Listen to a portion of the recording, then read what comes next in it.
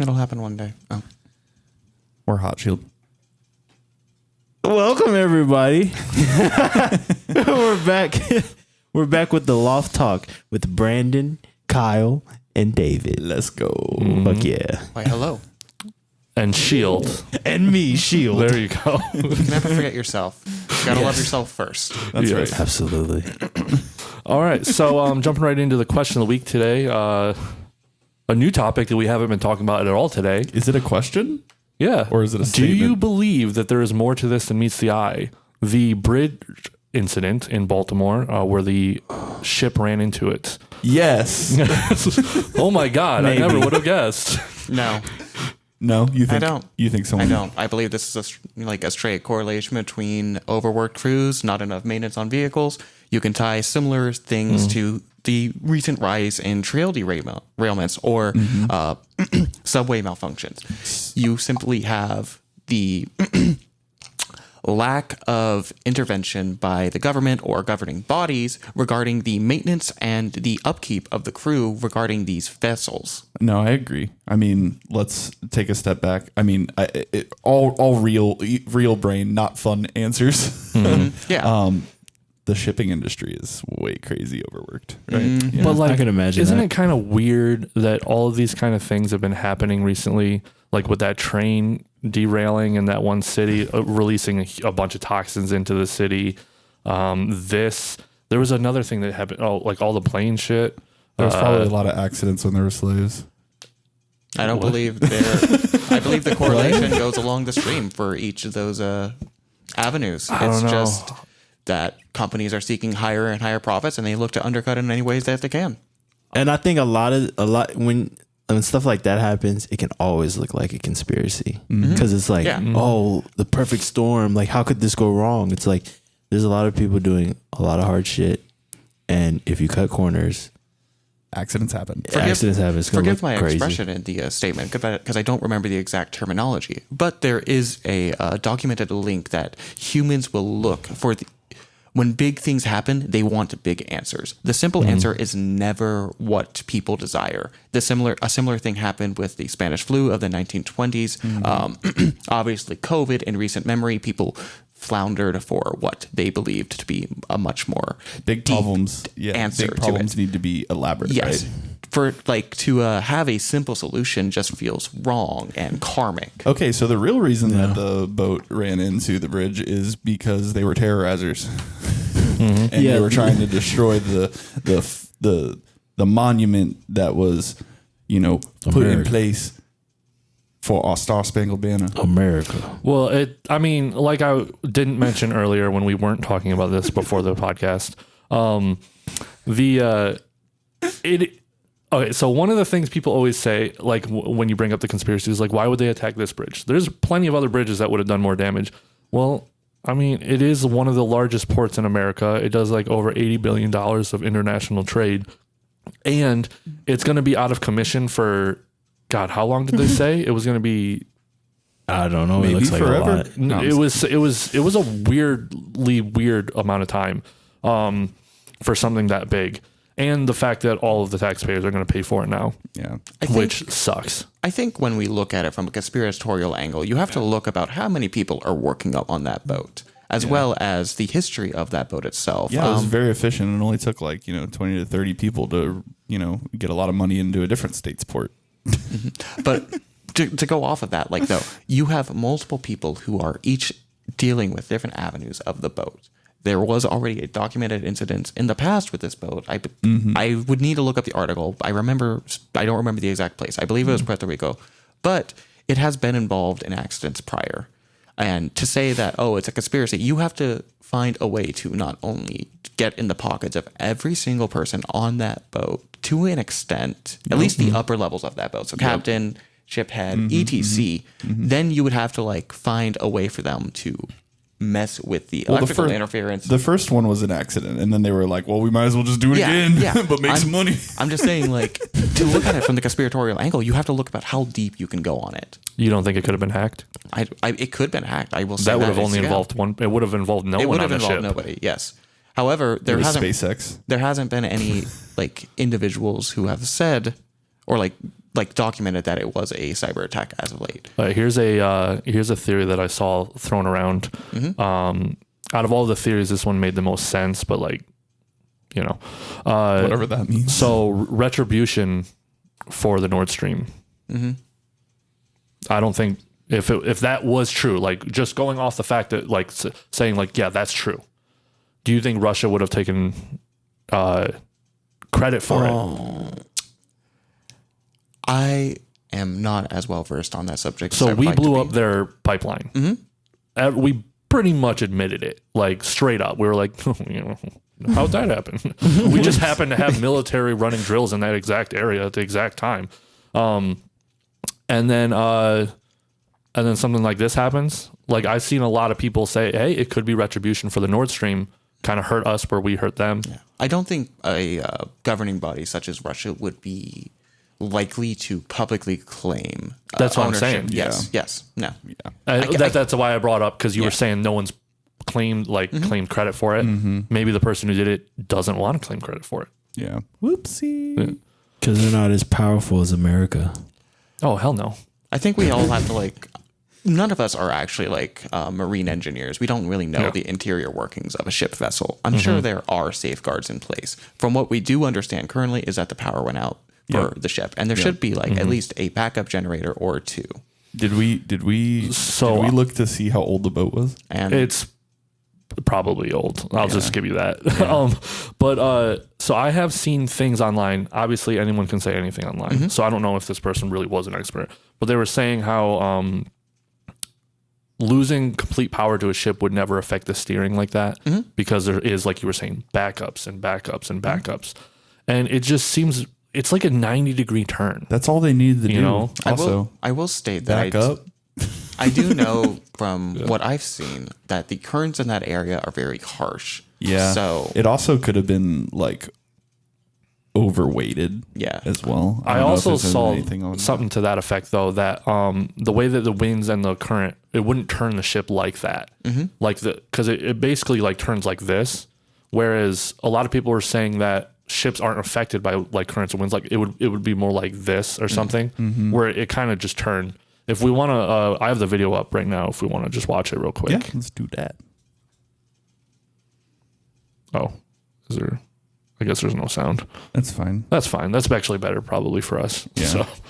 Well, I'll just put some mute. I mean, that thing is big haul, and this doesn't seem like a great angle to get a good estimate of how much it is turning as well. Yeah, it looks like you I can don't know. It almost went go from under. being able to see the entire side to being like basically straight on.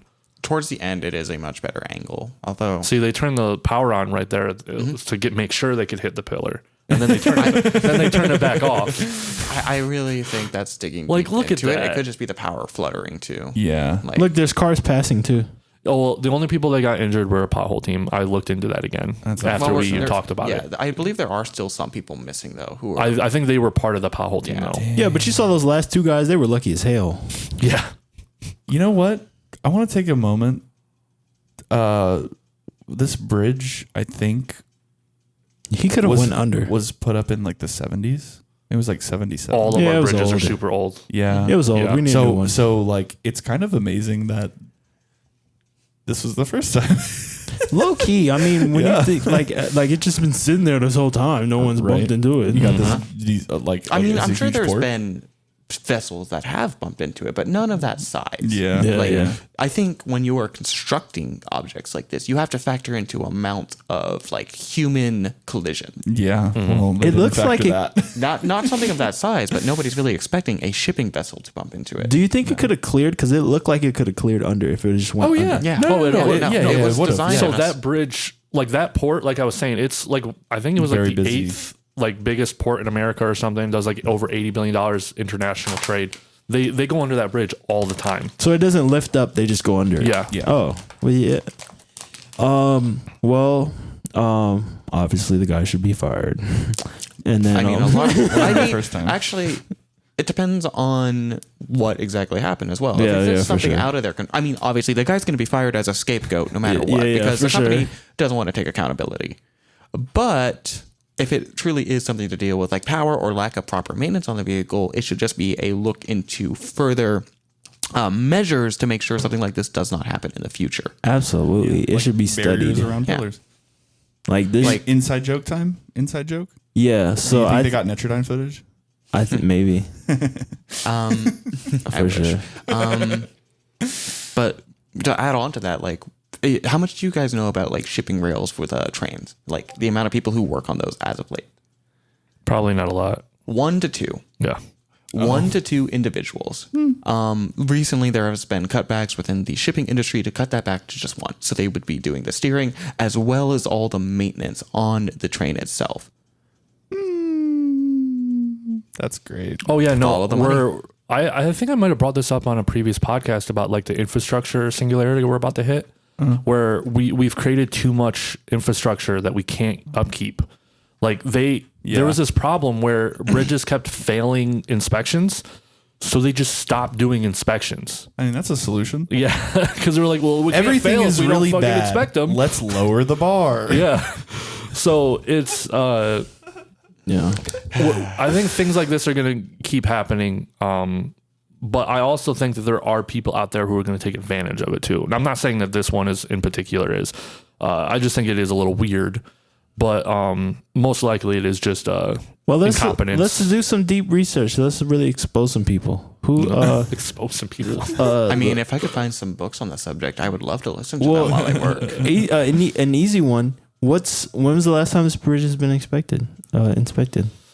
I doubt I'll find that, but Yeah, The records here. I mean, 12, 10. I'm sure you can contact maybe the local library or the governing body of the city Yeah, let's and just call ask them. for that. Did they have to Well, I'm divulge not- that kind of yes, information? Freedom of Information I believe Act. it is public information. Yeah. Freedom of Information Act. Yes. Even if it All right, wasn't who wants to public, dial them up? we would be able to get it. Hey Siri, They're call probably them. not taking calls right now. It was like, hey, Yeah. it was like, oh, we got another call from a loony. Hey Siri, call Francis Scott Key. It was listed overall fair condition in 2021. One possibility I see is Francis Scott King Mall on Bucky's Downpike in Frederick. Is that the one you're looking for? What the hell was that? Oh, I told Siri to call Francis Scott Key. She responded. So it's been what, like You probably just told everybody else's phone too. 2-3 years since it's been inspected. No, it not has bad. it has a particular voice encryption. Like you can't. Well, Do you remember that? Vitea can turn on my Siri Yeah. for some reason. Do you remember that ad campaign where like they were saying something akin to like, okay, Google or hey Google, then it was like to look up their product or website? Yeah, That was it a fun him. one. It still works with the A word. Of course you'd say that. What'd you find? What do you? No, find he out just over pointed at some random black guy and was like, it was him. Imagine they just had one black guy and it was his fault, and everyone was like, "Oh, okay." there? All right, well that works. Yeah, all right. Let's Solution move on, I found. guess. Problem solved. I know I brought this up earlier. I don't know if we want to transition at this point or not. but- I'm done talking about it. yeah, me too. Okay. Bridges are good, But Yeah, I'll but end ones on that this. fall in the water are bad. I'll end on Especially this. when people unfortunately lost their lives and family members lost family members. Maybe a quick moment of silence for those who have passed. We'll do it in post. That's very offensive. You couldn't last 2 seconds, Field. I'm sorry. They're probably fine. This is your chance to redeem yourself right It now. was literally 3, just 1 second. 2, 1.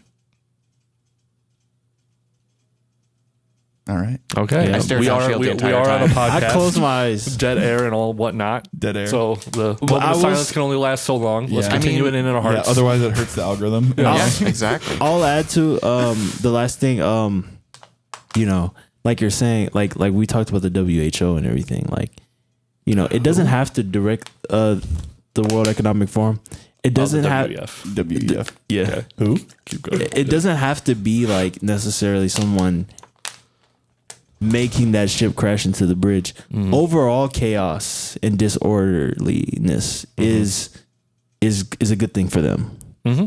So however they can just disorder us broadly, that's better. So in that aspect, if there are people that are doing that, which I think we've discovered that there are, then this is just like, that happened. They saw they're like, that happened. Oh, good. All right. Last statement on the bridge. It was full of Temu products, and America hates China, so we made sure that the boat didn't make it to port. Anyway, all right. Moving on. No tablets. No shitty tablets. That's it. Nope. So I had brought this up. I don't know if you were there, David. I think you were there, Brandon. But the OpenAI Figure 1 robot. Yeah, you definitely brought that up to me. Is that the one by NVIDIA? Their designs? No, it's okay. It is done by OpenAI. Invest in NVIDIA. Oh my God, you should have done that back when I joked about it in 2016. Honestly. Oh my God. Fucking real life droids. But still do it. Still do it. What's it called? OpenAI what? Figure 1. Figure 1. Yeah, Figure 1. So this was kind of a culmination of, like, you remember that video that we watched in the truck shield, where it was talking about how it can analyze like video and photos as well as receive text input. So they kind of put that in like a humanoid, because like everyone's building humanoids. I definitely think that this humanoid might be the best one. Were you able to find it? Ads. Oh, ads. Sorry. Okay. Oh, No, you're good. like- You're good. I mean, the video itself is only about a minute. we and a love half. ad support, but get an ad blocker. So for those of you who don't know, the reason why I hate every time we do this and ads pop up is because I have YouTube Premium. So I legitimately have no ads, but still supporting the creators. So With that being said, don't watch YouTube with an ad blocker, Yes. because then people don't get paid. Yes, just go to Rumble and do it. Unless you use our ad blocker that we're sponsoring. Hey, Closed AI ad blocker. It actually doubles the amount of ads. Promo code Loft Talk. You got it. I do have a video up. It says OpenAI speech-to-speech reasoning. Is it the little robot and it's like a minute and 25 seconds? Which It's 2:34. okay. There was one that had real life tasks next to it, but I just wanted to figured- I wanted to pull up the one that they actually posted. Just No, because it I is. don't It's want from anyone- Figure. Oh, it is. Yeah. All right. Well, let's watch it. Well, Let's because see. you were Let's talking see if about the this is whole like one. speech recognition thing, so Well, I figured yeah, the but- speech-to-speech reasoning one would be better. Yeah. Let's see. Let's see what it is. Okay. Yeah. It's good. Oh, there's such a audio. good- This is Unique the sound. one. I will kill you. I mean, I could kind of do a voiceover on Hey, this. Figure 1, what do you see right but now? I'm not going to. Well, just talk when you want to talk. That way, Yeah. there's no like a long I uninterrupted. see a red apple on a plate in the center of the table.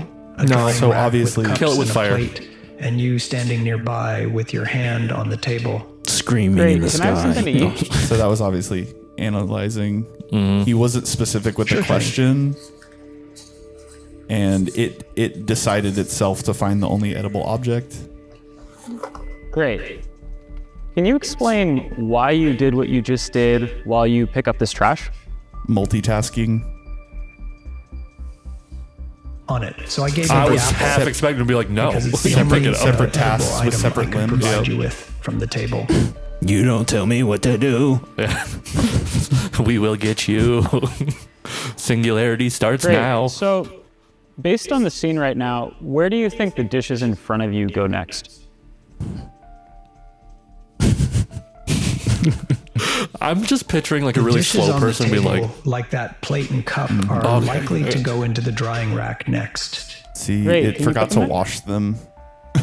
He doesn't have a sink though. that's true. Yeah. Of course. No, this is terrifying. I got to be honest. How's your mother Yeah. doing? I don't He like said this that- at all. Look at the way he like bumps the drying rack afterwards to like scoot it. Like, all right, here we go. I'm done. No, that's too human. Yeah, All right, so how do you It's think so you did? impressive, though. it is. I think I did pretty well. Did he just the fucking apple stutter? found its new owner. The trash is gone. So and the there's tableware is actually right some where it controversy belongs. over that. I agree. Thanks, Figure 1. Okay, so You're welcome. If there's anything else you need help with, just let me know. the stutter either implies that it's fake or it's fucking terrifying. So He poisoned the apple. It is confirmed. It is confirmed to not be fake. Can we? It could be like trying Sorry, to go mimic ahead. human mannerisms, or it could also be a lapse in That's- the programming. So what it is OpenAI is working on a new language model that they haven't released because, as you were saying, Brandon, OpenAI is now closed AI. Yes. Yeah. So they haven't released the language model that was used with this bot and it does have specific pauses and what's the word? That wasn't I'm like looking a pause though. Yeah. But You know, it's supposed to be. It's supposed to be nuances to make humans feel more comfortable with it.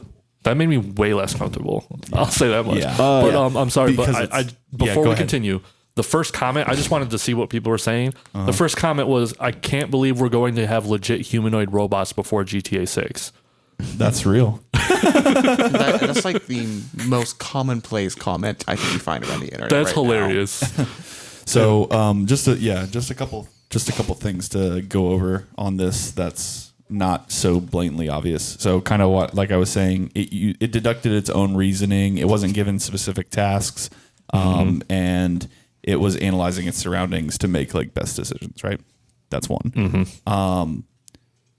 It was able to recall a memory of the previous action, explain why it did it while doing another task, which is pretty crazy.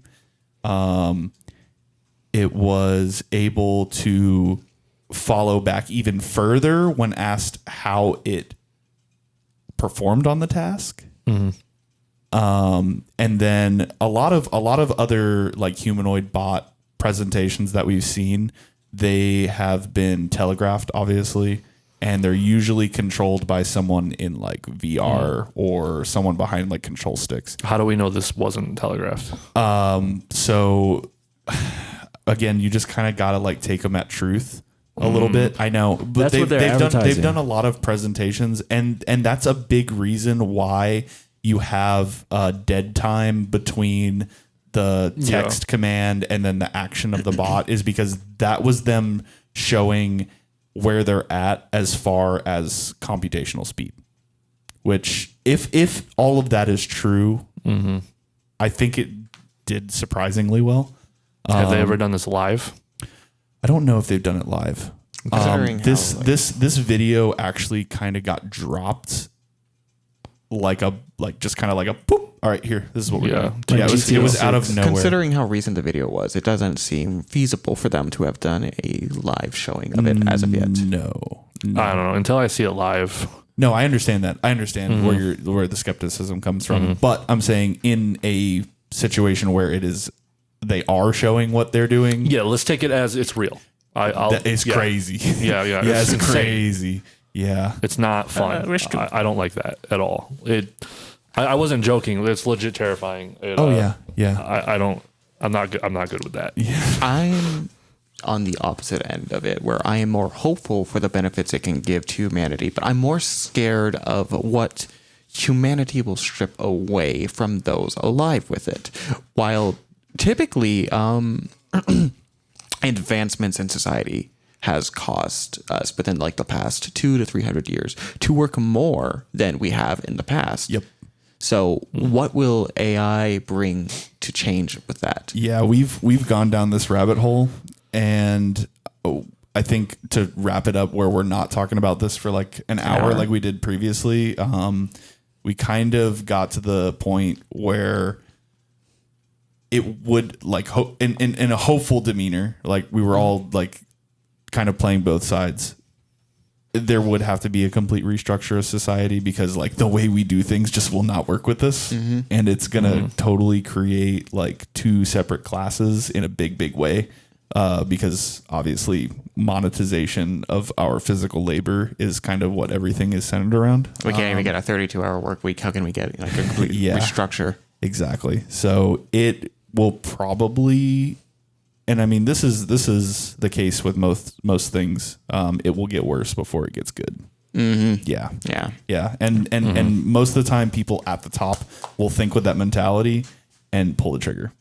I just can't see any other outcome other than what like we see in movies all the time. It's like there will eventually reach a point where the AI, even if it's in its best intentions, will do something bad towards us in some way. Right. Like even if it's like we need to protect them by hurting them. Right. You know. Right. I don't know. I don't see any other outcome other than that. Like sure, if another outcome does happen, great. Yeah, I hope cool. that happens instead. But I just don't see how it could. I just here's one thing I was thinking about when I was watching this, just because like, okay, I have another little tiddly bit. OpenAI's company has only been around for 18 months. Yeah, you were telling me that. That is crazy. They have 18 months. I bet they have some shadow organization backers, Bro, man. they're definitely way further than they're saying they are, bro. They have some shit, bro. Are they a public company? I don't know, but if they are, like, go ahead and buy up your stocks now. It's probably a smart thing to Bro, do. Yeah. their AI is so politically correct. There's so much shit you can't get it to say. Well, it's not totally politically correct. They chose a white guy. There for the will voice. always be ways to circumvent that as well. Why does that? Yeah, but I just want to go to it and be like, hey, show me how to make this.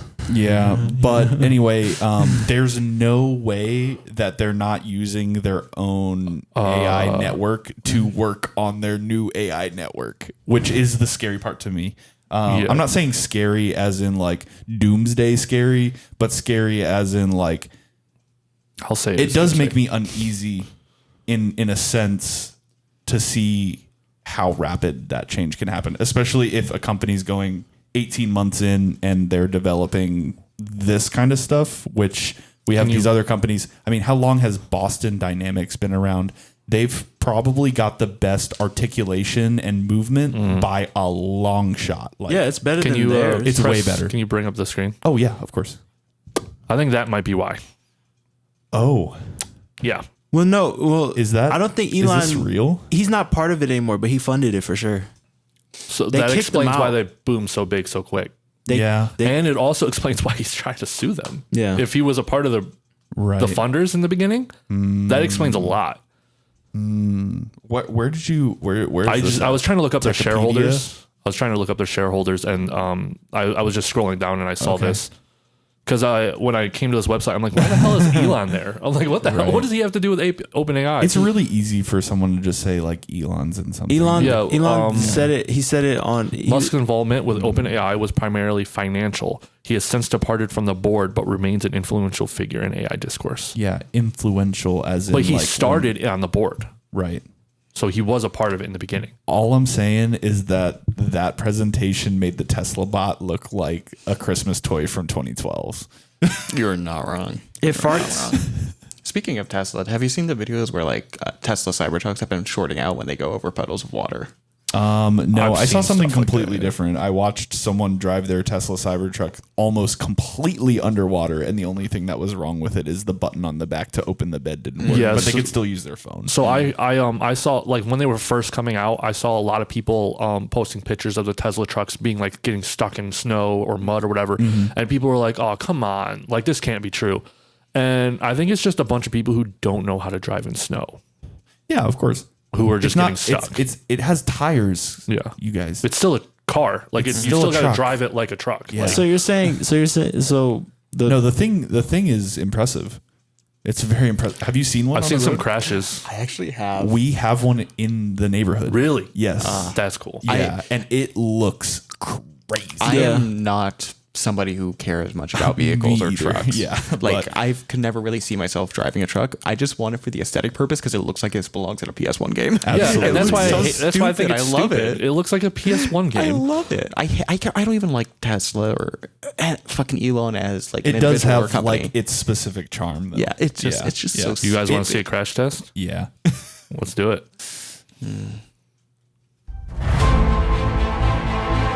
So 35 miles an hour. Yeah, this is one of the things that people.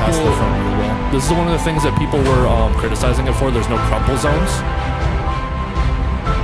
Oh, so which makes it extremely dangerous for the car that's hitting. Yeah. yeah.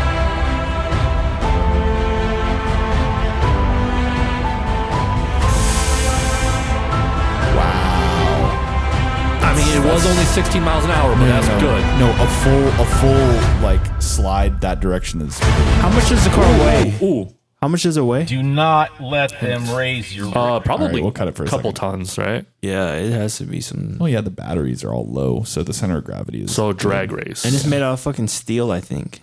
Let me pull up to the actual drag race. We don't need to watch all this stupid shit. When does it start? Looks like they were working on it and they just was like, fuck it. Oh, it's all from this guy's perspective. Oh, he's in the Cybertruck.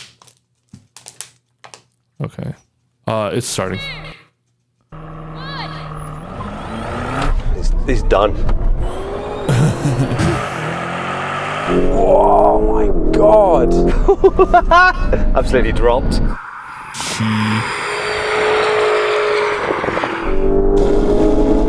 Problem is, I don't know anything about cars. Yeah. So I don't know. That was on it. I'm pretty sure, I would say, I'm pretty sure that's a. I guess that would be a fast car. Right? Nah, mate, nah. Yeah. Wow. It wasn't. Yeah, it wasn't. That's all. That is impressive. Yeah. Yeah. I mean, minus the aesthetic oddities, I'm sure that there's a lot of science there. Yeah. Yeah. I just think the design is stupid. The lines are intentional. Oh. Yeah. Design And is stupid, intense. and that's what gives it charm. Yep. Yeah. Yeah. Bottle of water. A bottle of water. I need a bottle of water after this. I think you got one right in front Yeah, of you. you there, got. mate. You're like the only one here who has a drink shield. I was Sorry, Coffee's I gone. stand corrected. You're one of 2 of 4 people who have a drink here. It's not water though. Hey, stay hydrated. It's still it's a not form of water. We Just live on because Drinkwater Ave. You know what it is, guys? I swear Promo to God, code if you Loft do a Talk. freaking fake No, promo. no promo code. We are not sponsored. I feel like You're gonna get us in trouble, I feel Shield. like begging for sponsorship it just decreases the chance of it. No. You have Nah, to- not really. You'd No. be surprised. Please. No. No, what you do is once you get big enough, you just contact them yourself, and That's then fair. most of the time they're like, "Yeah, sure, whatever." Yeah, we already said your name in the video. It's fine. I look forward to Raid Shadow Legends. What is it? I'll do it. Promo code Loft Talk. Wait, Shadow what's- Legends. What is it? World of Ships or? Oh yeah, World of Tanks. Oh my World of God. No. Ships. There's the there's battleship. two. Yeah. I think we need a David Stevens battleship. No. Yes. And if you use promo Yes. code Loft Talk, you get a David Stevens battleship. No, It's in there. Shield. We could get in trouble David if as you a keep doing that. as a boat commander. Hey, this will be a perfect opportunity after you do all your research for the shipping vessels. I already did like So a in-game model of David Stevens as commander, the ship looks like the shipping barge that knocked down the key I'm in bridge. I'm in that classic sailor boy All right, we'll just put a uniform. disclaimer. That's why I keep saving Donald you. Duck at my ass.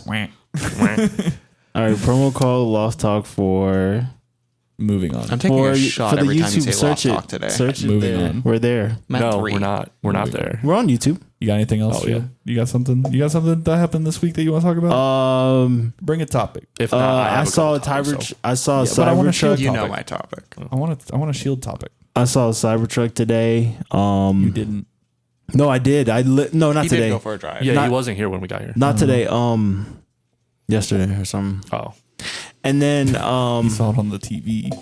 I saw in traffic. I was like, I literally looked at it and I was like, is that a Cybertruck? And then the guy was looking at me and I was like, dude, you're driving a Cybertruck. You Yeah. should be having a great time. Stop looking at me. yeah. If you can afford a Cybertruck, Don't look at. Don't stop look looking my at egg. us like Yeah, in stop. anger. Don't all look right? at anybody. Yeah. Just look straight and have fun. Have fun, man. So that was your topic. Thanks. All right, Brandon. Okay. So I recently came across. Have you guys ever heard of the ADL? American Disability League? No. Good guess, though. yeah. It's good guess. Yeah. It has to do with like racisms. Okay. Okay. So it's like a website that I'm trying to find the actual like name of it without spoiling it. Stop looking at the screen. Oh, anti-defamation. There we go. Thank you. Yes. Anti-defamation league or something. I don't know. League I don't know what the L stands for. But anyway, so they're kind of the bullies of the world where anytime someone comes up with anything racist or like anything, they say anything that could be construed as racist, they attack them and then they get funding that way. Can we do this? So I just happened to come across a hate symbol, apparently. Oh. If you want to pull up the screen, 100%. apparently the 100% is a hate symbol because it's shorthand for 100% white. Oh, is it? Yeah. Oh, okay. I wonder where their sources are coming from. They don't need sources. They're just them. They get to decide. They're the source. Anybody can make a website. Okay, 100%. Yeah. So like, remember when that one basketball player said some stuff about, I think, Jews or something? How dare he? And he got like attacked hardcore online, and then he apologized and made a donation to the ADL. It happens every single time. I feel like it depends on the context of which the number is used, because there is a similar number in trans discourse saying to 63% yourself, which is a false statistic based upon how many trans individuals kill themselves in their lifetime. It's more around 40. It's 40% who have considered suicide, not that they have attempted or done. Right. Let's see some of the other hate symbols here. We got 109/110. Oh, I don't know what this means. Nice. We got 1-11. And I think we also have to ask is how often these symbols are used in the popular culture or the zeitgeist of certain areas, because this is a defamation league chronicling likely the entirety of the United States, let alone the entire world to a lesser extent. There are more hate symbols that are used in certain areas of the world. Just because it's on the website doesn't mean that everybody and their mother is using it. Do we have to let Apple know to get rid of the 100 emoji? Yeah, those aren't hate symbols. Because it's a hate symbol now. Those aren't hate symbols. They just... No, they're the ones that basically was spearheading the whole okay symbol being a hate symbol. Okay. Like these people, like this is how far they go. They hate... don't consider context. I know what you're talking about. Actually, that's because you're logical. I mean, but they're not. But cannot context evolve over time depending on the... Because they were saying people who were just taking pictures going, hey, okay. They were like racist. Yeah, that's a little hateful. Well, I don't know. Let me state before again, it depends on what people are using it for and what is gaining traction amongst individuals online. It's got to be majority for sure. I don't know, but like where I'm from, and I'm sure some other people have experienced this. Like if you do this with a negative connotation, you're calling someone an asshole. Yeah, like bring up the screen. Well, they're saying it stands for white power. Oh, okay. How do you do black power? You fist. No, but I want to do it with letters. I don't think you can make a B and a P. You can make a B. But a B and a P with one hand? A B and a P? That's what I'm saying. I'm showing gang signs. Yeah, you'd have to start doing some like blood stuff with like your hands. Oh, God. I don't know what the history of that symbol is. Why aren't gang signs hate symbols? I think it might require two hands I think to do. they're probably on here. You just need to do one of these. You can't, like, I don't think there's any way to do a God. B and a P with one hand. It just doesn't seem right. Yeah. You got to use two hands. At that point, it's like... it's two hands. But to bring an example of how things evolve, can we not look at like Pepe the Frog, how it back in like 2016? Oh my goodness. It was adopted by more alt-right personalities. That was a huge joke by 4chan. No, I know it was a huge joke, but the joke takes on an identity of its own. There was a good movie. It's Infinity.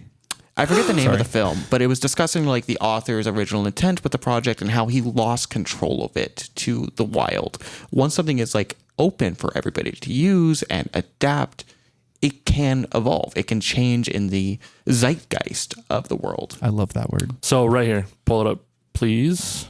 Wait, what about this? Look at this. This is Donald Trump's.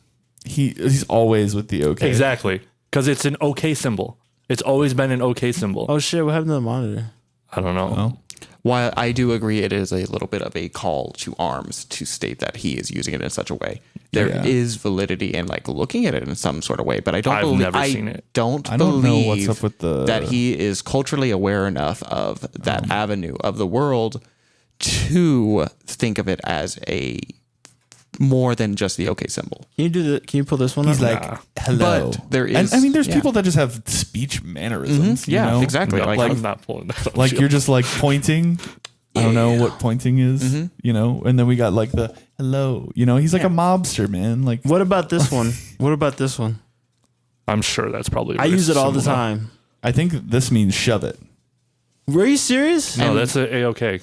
You're good. And that's always been positive. And hitchhiking. There is so much history in the world and so much mannerisms that have been adapted and evolved that nearly every avenue of like our dialect and our mannerisms has evolved from maybe like some sort of like...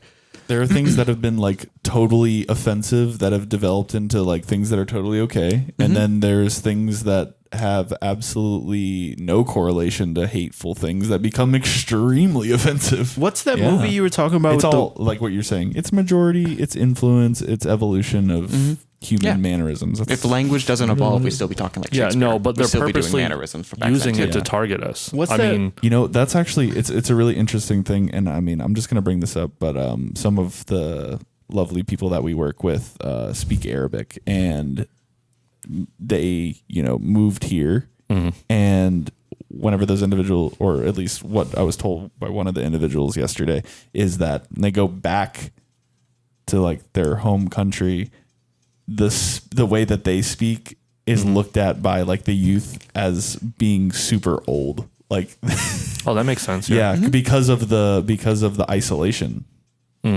like the influence of the lingo, speech, and stuff like that, like makes them sound like they're like 70 or 80 years old when they're like not. The problem is that they're taking things that don't mean things, saying that they mean things, so that they can target certain people.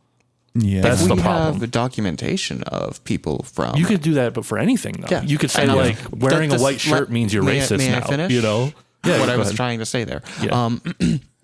If you have documentation from multiple avenues, I think with our current culture being so well online, we see an advancement of how fast these things progress. This is unparalleled to what we've seen in years prior because things take off much faster than before. So now Because that we they are can. reacting much faster than before, it seems like it's targeting.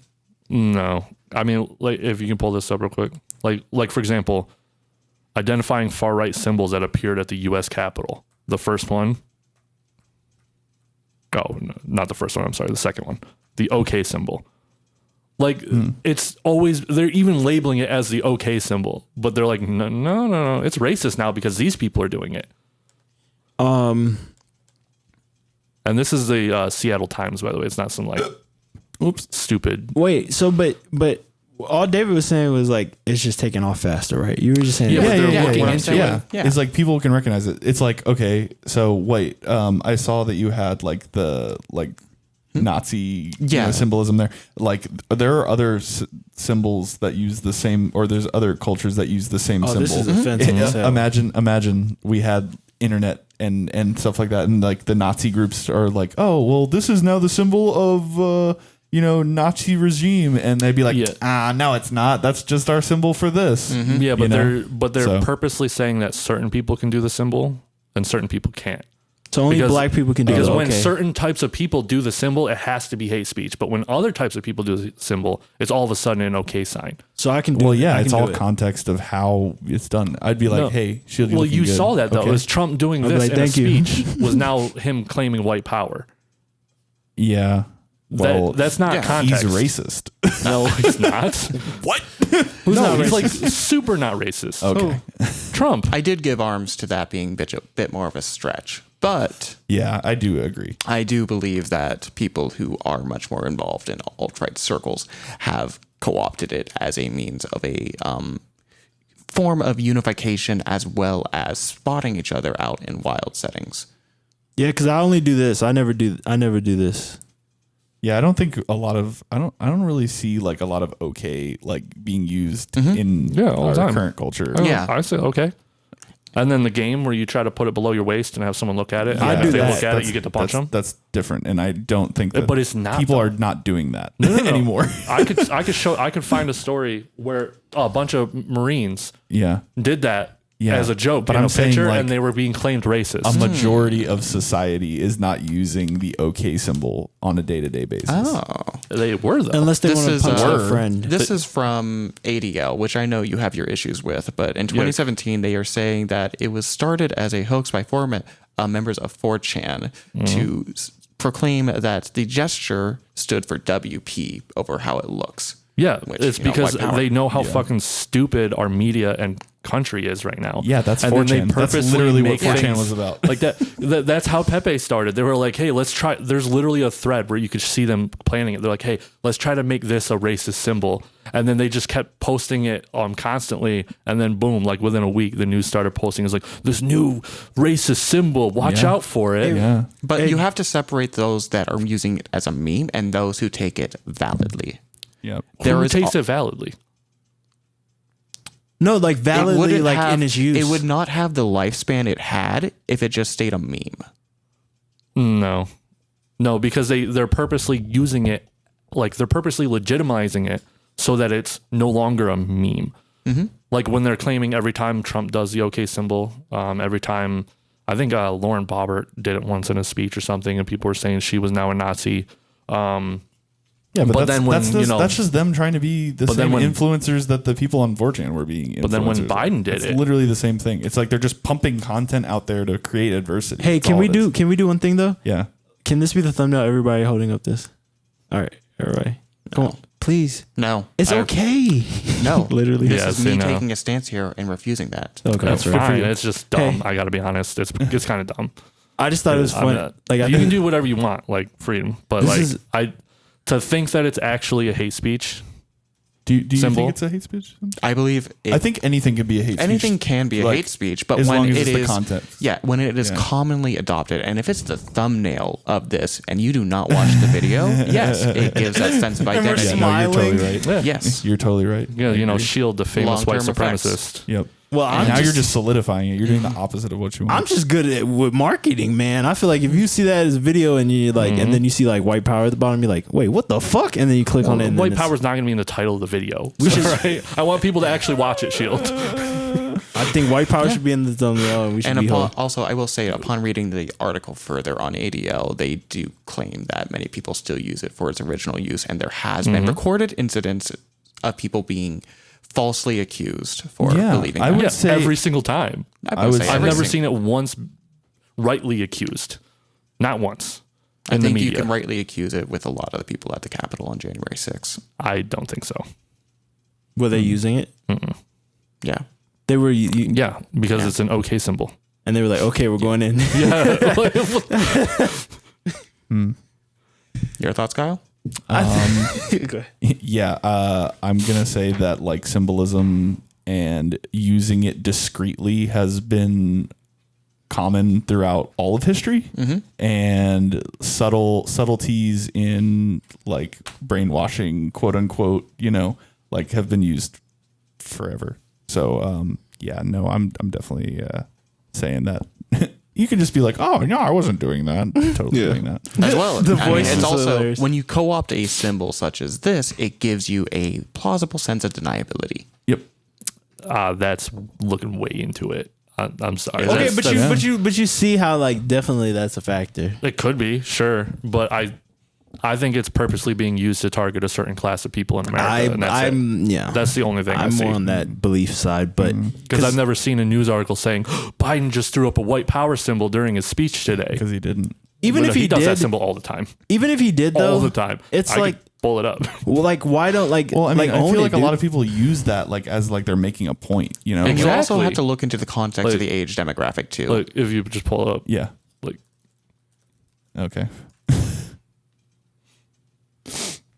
It looks more Illuminati than anything. Yeah, I mean, is he racist? I mean, yes, Biden is racist. He's not racist. Is he racist because of this? No, it's because he's not fanning his fingers. His fingers are straight. Yeah, he's kind of making a B actually. The bottom left one. Yeah, he's making a B for Biden. Yeah, or the black top power. right one's curved. The top left one is curved. It's curved, but his fingers are not fanned. Yeah, this is the way I like. He's not to do making it. a W. This is the way I spread them out. Yeah. Look, if you do this, I feel like this should be like measurements. If you do this is definitely a W and a no B. one's going like Look this. at my long fingers. Like that's fucking unnatural. You go like this and wherever your hand naturally lies. I feel like see right there, that's fanned. I feel like you are somebody who would dismiss PolitiFact as a valid source. Yeah, PolitiFact is super compromised. But like it's still good to take things from compromised places. You just need to look into it more, That's why like you should always check out, like for example, CNN and Fox, or MSNBC and Fox, or ABC and Fox, and it's always because there's really no other conservative furthest right. There's no other like right leaning. I mean, Fox isn't really right leaning anyway, but it is compared to the other ones. I'll give you that. But they are pretty much owned by all the same people. So can you get Biden using the middle finger? I'm sure you can. I doubt it, but probably. I'll look up. Yeah, but I doubt it. Because like that movie that you were talking about, where they were like watering the plants. What was that called? And they were giving the plants the bullshit water. Oh, Idiocracy. An Idiocracy. Like, do you ever think like a situation like that would be like where the middle finger becomes like a good symbol. Like, Of course. A good symbol? in the future, I mean, it depends on the culture. Is it like that in that movie? I think it might actually be. I can in imagine movie that by the way you as a good described it. symbol. Yeah. No, I don't think we're going to find anything with Biden flipping look. people off. He's been a politician for like He's got the horns though. 100 years. He knows how to kind of.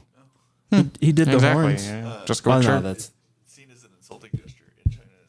What's he did? Yeah. I mean, the middle. I'm just looking right now. The middle finger isn't really an offensive gesture in China. It's tied to spirituality. Yep. Yeah, Yeah, that makes this sense. is offensive. Yeah. It's a finger. I like the middle finger. In the, I don't know if this is valid, but Well, this is a website there called it is. World Population That's Review Biden. that lists the Put it on middle finger That's as a Biden. greeting in Japan. It's just hard for me to ignore that there weren't like activist groups underneath like Donald Trump that were organizing specific things and literally were targeted as like a terrorist group based on racism and their beliefs coming from, you know, older generations and things like that. And then, during the speeches and stuff like that, I don't necessarily feel like everyone has the ability to focus on subliminal messages that they're putting out. They're talking in front of hundreds of thousands of people, and they're probably just autopiloting a lot of their body language. It's like speech. Science or whatever. Like when you move your hands a lot, you Yes. make things like you do wide motion. Like 100%. he's been dealing with people socially for forever. Yeah. It's just his natural mannerisms. It's actually in a lot of like talking classes to use your hands to emphasize specific things for, you know, power and things like that. But it's just a little dissensitive, I guess. If you're aware that it's an issue and you're aware that there is a possibility of it taking incorrectly, and then you choose to use it, then maybe you are giving a little bit of power to that. I disagree. I'm not going to let other people change. That's true, but I'm not trying to change things. Not you. Yeah. No, I'm saying is I'm not going to stop doing the OK symbol just because some people think it's a racist symbol. And right. That's fine. When And it's as not. long as you're not using it in that context, then there shouldn't be a problem. Yeah, because that's the There shouldn't combat. be. Because you can. I said there shouldn't be. I know that. I agree. There Yeah. shouldn't be, Yeah. but that's the problem. Like if you're not giving it power, then you're not giving power to the people that think that you're giving it power. Yeah. Because what you're saying could be a thought, and then you have it in your mind. You're like, okay, I just won't use it. Then if it's gonna, I think it'd be a fun segment to look at antiquated forms of hate speech and how they've evolved throughout time. I agree. Just to like look up what people 100 years ago did with like hand gestures, nothing verbal, nothing of that sorts, but like what I has think evolved. Pauper used to be a bad thing. Like a pauper's grave. It was like a poor person or something. Yeah, Pauper. Yeah. You're a pauper. Do you and know- now paupers typically associated with the gay community? Do you listen to Kill Tony? Anybody listen to Kill Tony? I actually listened to my first episodes yesterday. They had something that they said. Someone said it really fast, but they were like, "It's been a coon's age," and then they looked it up and they were like, "Oh, it's not tied to anything racist, but it is considered something that would be offensive." Yeah. Yeah. Yeah, And because I coon feel is like- definitely a word that is used. Well, it was originally used because people used to think that raccoons lived a long time, which could be a bullshit answer, but that was the one that they got. I don't know. That's the first thing I got. And like speech can involve, but as long as you acknowledge, like, hey, this is where it comes from, and like we're not using it in that sense anymore, but we do understand where it comes from. Yeah.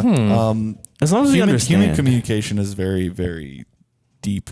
And I think the sooner that we realize, if we just use things, and this goes to words like direct verbals as well, but it's all where it comes from, you know? Like, I mean, curse words and things like that, bad words. It's not about like, I said shit. It's the context of what I'm saying, you know? I don't know. I feel like that's always... There's certain words that are always taken in a negative connotation. Oh, no. Yeah, I guess you could say like, that's cool shit. Yeah, exactly. Okay. That shit That's was fucking dope, delicious. bro. Yeah. You can be a bad bitch, or you can just be a bad bitch. Yep. It's all about It's- how you said it. Yeah, it's tone, it's pronunciation, it's context. Yep. Or it's like you could be a bad bitch, or you could be a bitch. Yeah, that's bad. Which almost made Unless it sound you're a good bad about how you bitch. said you bad. Unless you say how you say bad determines on whether it's actually bad. You can be a crazy bitch, or you can be a crazy bitch. Yeah, yeah. Exactly. Yeah. Yeah. There's so many nuances that matter, and recognizing them is part of us communicating properly with each other. So everyone kind of needs to be cognizant of it. But you have to play it because and there's so much more to this as well. You have to language is more than just words and hand gestures. There's so much we communicate through our faces and our eye gestures as well. Mm-hmm. I don't know. I have no intentions of changing my speech patterns for the current civilization. It's just not a thing I'm going to do. If you're not a hateful person with it, I don't think that there should be any problem about that. I don't think so. And my viewpoint on the matter is our speech manners change as we age anyways, without our real understanding of it. Yeah. We aren't. But I think I'm sorry to cut you. I'm sorry. I feel like we are not really cognizant of the fact that our mannerisms change as we age. Like, I don't speak to how I used to, say, 5 years ago. Same. Yeah. In big ways. I wish I did, though. I'm still the way I spoke 5 years ago was so cool, dude. I knew all the slang, dude. But now, I'm just... You're not skibbity? You don't got the Riz? You're down in Ohio? Not anymore. The only one I didn't use was Riz. That's dumb. Yeah. I use swag. Look at my swag. That's so much cooler, guys. Let's all date ourselves right now. I use swag ironically, I still use YOLO every now and again. Yeah. Unironically? Unironically. In what connotation? Fuck it. Whenever I do something stupid or I think is dumb. YOLO. Okay, so you take it that way. Yeah. Okay. I take it as you only live once, so don't do stupid shit. Oh. Yeah, I'm much more of a risk taker and I get it. try new things. That's what I was wondering, because I feel like there's two ways people take YOLO. It's the way I take it and the way you take it. Yeah. Yeah.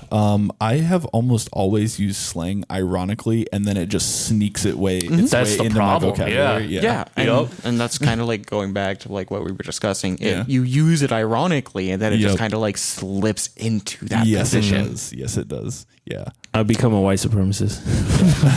We don't need an Uncle Ruckus. I'm glad you get to say that kind of stuff, Shield. That's jokes, because people wouldn't give me the benefit of the doubt if I made that joke. I could I'm pretty sure I have some white DNA. Can you think of like maybe like the worst one that you actively chose not to add into your vocabulary that still snuck its way in? Because I've got one, and it actually is quite controversial. Ooh, the N word. I mean, a lot of people. Is that controversial for you? Actually? For you, what is? I think for me, I'll darken you up on post. I thought you were implying that was the word that Kyle was talking about. No, that's why I laughed. Oh, that's hilarious. But with no context, I just thought it was funny. But that's actually one for me too. But I'm maturing. I don't use bad words of any sort for any racial group. Yeah, you actually. I try not to. You actually have a pretty. Yeah. I really do try. I agree. I wish I could swear less. I'm trying like really hard. I don't. I typically trust people who swear more than others because that's a thing. It's your real face. It's showing that you are both invested and you mean what you say. But like, I feel like you could still give off that same intensity without relying to swear words because it's undignified. I don't think it's undignified. I see what you're saying, David, and honestly, I see what you're saying too. I can see both sides because I can also see somebody using cuss words to seem more like honest and shit. I just cuss. Yeah, exactly. Yeah, it's giving that sense of I mean this. It's and it's like a way of saying like what I'm saying right now is unfiltered from my thoughts. Yeah. I just I like I said, I feel like it's undignified. Bouncy the camera a little bit. Sorry. What? I think it's touching. Is it touching the table? Where's your? Oh, I don't know if it is or not. I don't. Okay. Hey, look, the plant's turning green Try now. not to wiggle as much. No, I just kind of find it like undignified, especially with like where I'm going in life. I just kind of want to like drop it, but it's so ingrained, like it's really hard. Yeah, it's really hard culture because that's just how like every sentence I'll just drop like some kind of swear. I actually I have somewhere to go with this actually, and I totally agree with you. That was my philosophy as well. Not saying that. When you use the term where you're going, it's not the same place. Obviously. I think I'm grasping what you're talking about. But anyway, I have found myself in more what I would say traditional higher class situations than I ever thought, like way higher than I ever thought. Really? Like yes, work or yeah, personal? it was work stuff, Okay. but like it was like there was large openings for social interaction with these people during that work. I mic'd up John McCain. I hugged John McCain. Essentially, John McCain. Why am I blanking? Republican senator McCain. died in 2012. Yeah. was So one of the few. that level of human being.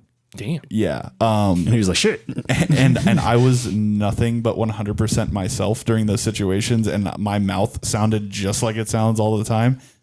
And there was absolutely zero problems with it, and all the responses I got were exactly the same. You were cussing around John McCain? Yeah. What the fuck? I'm sure he probably hears cussing around him a lot. He probably uses it more aggressively and in worse context than I ever He was in the used. military. Yeah. I mean, these people are human beings as well with their own life experiences. But anyway, I guess what I'm saying is like maybe we have that stigma, because like I think maybe I shouldn't use the word stigma. Stigma I think it's accurate? fine. Okay, we have a stigma that upper class and it's trashy to speak that way. No, that's just denying what everyone does, honestly. Yeah. No, I see that. Unless they are, there are people, 100%, I'm not denouncing this. There are people that work and do genuinely feel that way about it, which is amazing. And that's a great example of self-control.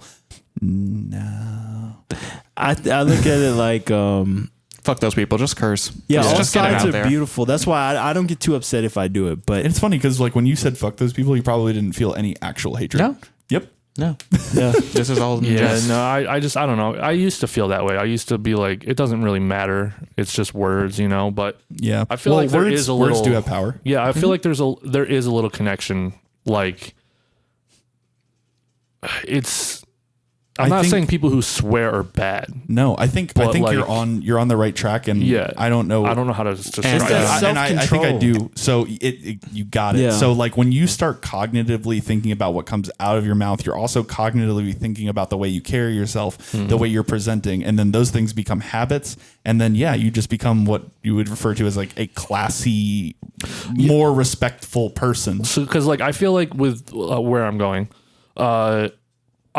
I represent something that's bigger than me now, and I'm not trying to be like, oh, No, you're good, you're good. But like I don't want to have it come off as like vulgar, Yeah. Like- and that is your decision to present yourself that way, which is a big personal step. Yeah. It's hard. It's difficult. I fail. You see me fail on this podcast multiple times. I try really, really, really hard. I like being like. This isn't exactly a formal. Sorry, Shield. This isn't exactly a formal setting though, too, where it's Right. you're not being frowned upon. Yeah. but like or I looked upon in want such a it way. all gone. Like that's Yeah. the problem. Is I want it And that- completely out of my vocabulary. Yeah. And what I'll say is when you're there, never forget the journey. And I like being at the point of the person's journey where they're trying to stop because I can still hear them cuss, and I'm like, but I love it. I'm a bad influence, but I'm a good practice. You guys are. But when I actually find somebody that doesn't cuss at all, I'm just like, wow. Do you notice it? Well, I think don't. if I get to, don't if think they I get don't to really tell notice me, it. if they get to tell me like, hey, yeah, I don't, but I don't care if you do, I'll just be like, whoa, nice to meet you. I feel like if someone's actually made the journey to that point, they're not going to sit there and be like, oh yeah, I don't curse. They're just going to be like, Well, I think if you and get then to not do it. like if you just get to that point where they're just like, you know them long enough, and they're just like, yeah, I noticed you never cuss, and it's like, yeah. For the first 12 years of my life, I never swore. And obviously, you know me now to an extent. I thought of it as a way to be better. It was looking for a means to be like, oh, I'm better than this. I'm above that. And Let like, it rip, bitch. it's more freeing to be able to speak openly and honestly, rather than like bottle up any feelings inside. Yeah, and that's a totally different approach to it. I like using like a different substitute approach. words for the cuss words. So like Oh, just like you completely like blibbly lost. blabbly or something like that. Did you think of a slang that you accidentally picked I up? forgot about Yeah, I know. that. We totally like Holy went on. cow. Yeah. Very much a different diatribe. David, you have anything? Any Bet. slang? Any Bet. slang that you were like, I really dislike that, and then it just like got It's in bet. for me. It's bet. Yeah. Bet is a common phrase, though. I don't think that's in the slang sense, though. in the slang sense. Like the first time you heard bet, I was like, what the fuck? Yeah, like what are you talking? Like, get away from me. Bet is for gamble. Maybe I'm too chronically online and I picked it up There just you go. without even No, thinking it's about it. definitely it's slang. But, Yeah. But well, if it didn't make you like cringe, then that's not what I'm referring to. I'm saying one that you actually chose to like dislike initially, and then you use it unironically too much. Okay. Well, I guess I do have one in recent memory. Yeah. I have not announced this on the podcast, but I am trans. I'm non-binary. I'm taking HRT pills. Don't need no little claps. I'm just an individual. And I joke about my estradiol being. That's all. I joke about my estradiol being tit tax or breast mints at times, which is a common joke amongst people who are transitioning from male to female in like a bodily sense. Again, non-binary, They're pink, but yeah. They're not pink. Blue. No, they're actually blue pills. Oh, yeah. I do not know about testosterone. I believe that's the pronunciation, but I know my estradiol is blue. I hope it's pink. I got one. Yeah.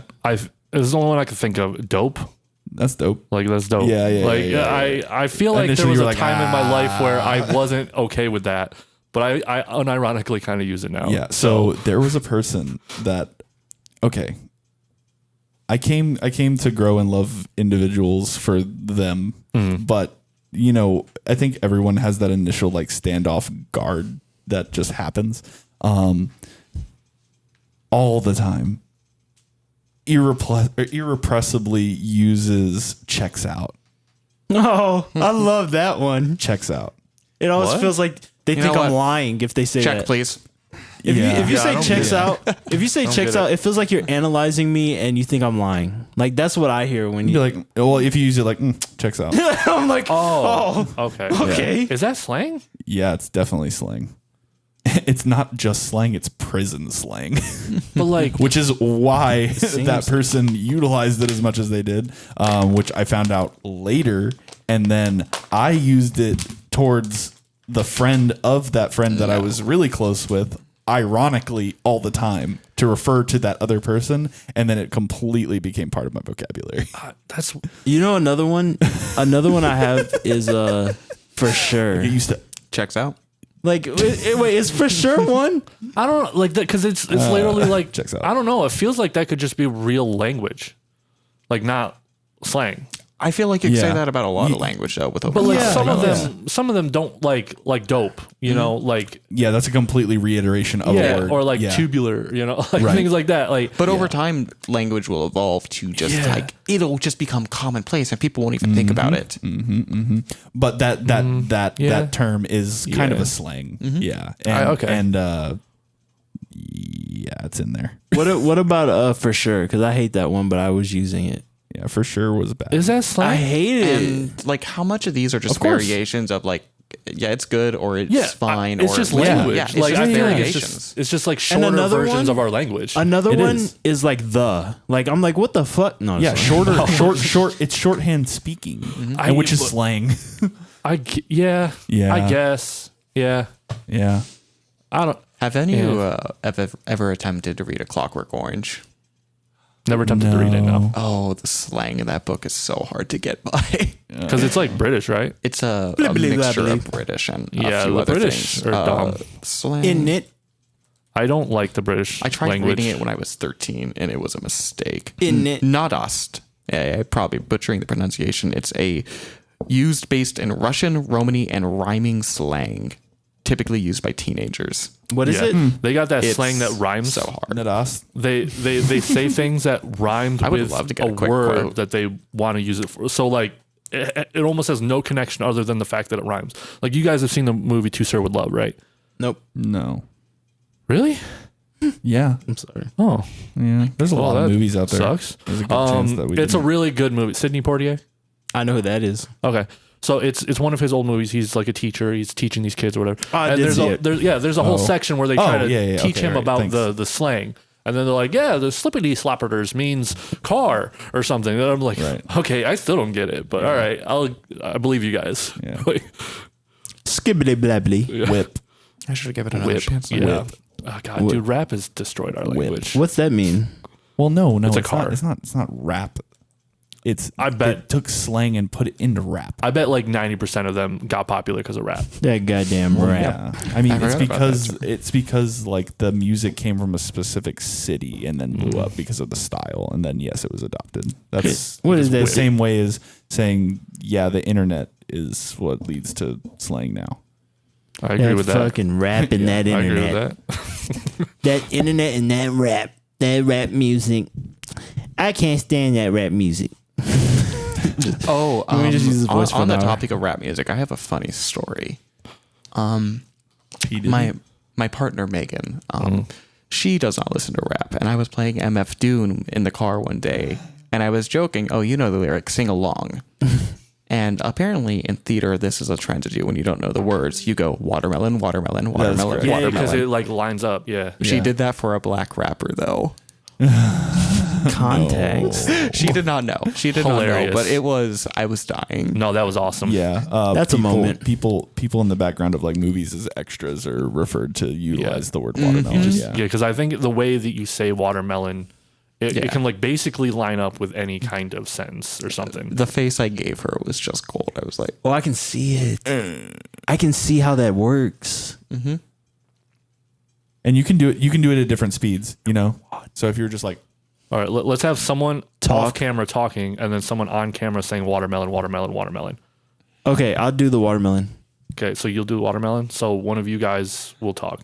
yeah. So at one point in time, you're really bad at dubbing, and this is showing exactly what it means to be bad at dubbing. Watermelon. I'm hoping that at some point it Watermelon. really locks in, and it looks like my voice is coming out of Brandon's mouth. Yeah, that was a fail. Yeah. but Brandon, would you like to attempt? Like speaking you? Yes. Yeah, let's do this. Watermelon. Oh, me speak? He was just I watermelon. was just doing it. Yeah. Brandon was watermelon. Oh, you were watermelon as I was well? watermelon too, because I Gotcha, saw what gotcha. he was doing. He was like, Okay, sorry. Are you supposed to say it who the fast? fuck talks in slow motion, Shield? Watermelon, watermelon. You were just supposed to say kind of normal, like you're trying to match their like. If I their need to pace and if I need cadence. to be Shield, I'll just say the word watermelon, and you can word watermelon. Watermelon, watermelon. I take it back. I'm taking a shot every time we say watermelon now. New game, watermelon shots. No But drinking. yeah, group walla. That's a fun word. Group walla. Group walla is the term used for background noise of like human beings inside of production.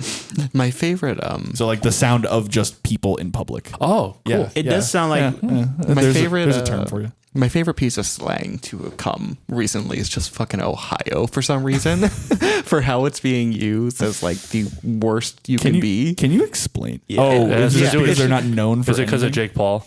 I don't believe it's over Jake Paul. It's just Oh. commonplace amongst Zoomers, just like, oh, you're down in Ohio. You are, Like you're in the pits. yeah, you're in the pits. You're in the worst That's place. weird. What It's about, just putting uh, Ohio on the lowest of pedestals, which I find hilarious. What I feel like about- it might be Missouri instead. It probably is. Definitely California.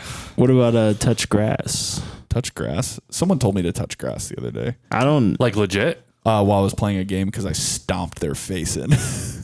Oh yeah, they were hating. Yeah, they were hating. I was like, funny you. I have a stable career. Yeah. We touch grass all the time, actually. You'd be surprised. I actually get in trouble for how much I touch grass. actually, I purposely do it even though it's not allowed. Touch grass. I just don't. It feels like it is offensive. It's like I'm. Well, yeah, it's almost never used in a positive way. No. It's always a negative. Although, hey guys, Mhm. and David, Thank you. let's start a landscaping business and call it touch grass. Yeah, That's a funny thought. and it would blow up. I imagine. I'm gonna Especially- make my license plate touch grass. If you guys see me around town, you'll know. TCHGRS to fit it in. It doesn't have to. If you get a license plate without like a logo to the side, it actually allows for 8 spaces. Oh, there you so go. I think I'm good. Did we I mean, win? touch grass is 10 words though, so you still need to cut it. off. Oh no, I can make touch like shortened. TCH. Yeah, Yeah, yeah. 10. Oh, that's what you said. Yeah. Sorry. Yeah, so this says 6 characters. If you want to personalize, let me see if there's any. There are longer ones. Yeah. I only know because we were doing it yesterday. Isn't it crazy? Every time you search something now, there's a fucking- Because the dash in the center of a standard license plate is a space. Mm-hmm. And you can add spaces to your license plate as well. But if it's taken already, it still doesn't matter if there's a space or not. There's an Alice Cooper one? Yeah. There is, I've seen yeah. it a few times. Yeah, because Alice Cooper grew up in Arizona. Really? Yeah.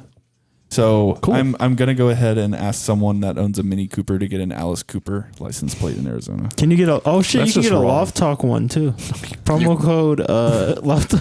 Honestly, one of you three should get QR codes to put on your vehicles to scan for it. Why not? Why? Hey, Shield, you should Free get- advertisement. You have to get your I see what license. you're saying. That's what you're saying. I'm against stickers registered. on vehicles. No, you should do Loft Talk. I'm against stickers on vehicles. No, I'm saying the license plate. You're just saying that because of Vitea. Oh, Don't let the Frenchman. Okay, Why? yeah. What? Your No, license. he What's is- this? Oh no, Vitea hates stickers. He's a he minimalist hates on his car. a lot of things. Dude, I love looking at people's stickers with. I guess so. I'm gonna no. cut it Shield, off you right there. seem like I a want- sticker I don't wanna person. give too much Don't lie. I want Anyway. more Mimi stickers on my car, like a man I love frog sticker. I want some anime weeb stuff. I just imagine what sticker I would put. Like I daydream creating stickers, and then I'm like, I'm never gonna do that. It's terrible. It's a bad idea now. And then I like everybody I think you else's have stickers. to you have to go one or two directions with car stickers. You either have to like really think it out and it adds to the overall aesthetic, or you just go crazy. I remember when There's I no was in between. doing DoorDash, I found the best car. It was the back of it was just decorated in fucking signs that said, "Man, I love bareback. Gay sex is the best.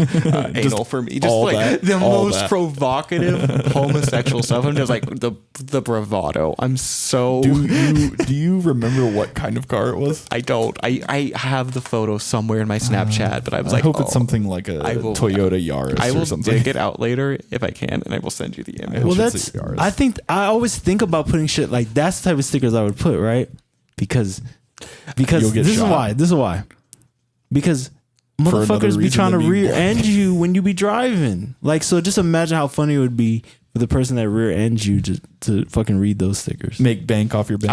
I just want a sticker after somebody rear ends me to read, "I got pegged at Applebee's." Like getting rear like butt stuff stickers on the back of your car is hilarious because you could always get rear-ended at any point in your driving Is experience. it bad that like at one point I was like, all right, so I'm gonna take my car to the bar at 2 a.m. and I'm gonna wait for some super sloshed person to try to leave and then just cause an accident Yeah, that's pretty bad. That's yeah, and then that's- profit. Yeah, But you're also saving somebody's I life. think bad. Yeah. No, You're it's saving overall somebody's bad. life. No. Yeah, no, it was intrusive thoughts. No, No, you're safe. I mean, You're a everybody hero. has those intrusive thoughts. It just depends on if you follow up I on didn't them. do it. Yeah, obviously. No, but you're a hero because And, like- imagine you took the accident. Imagine if they would have hit a family.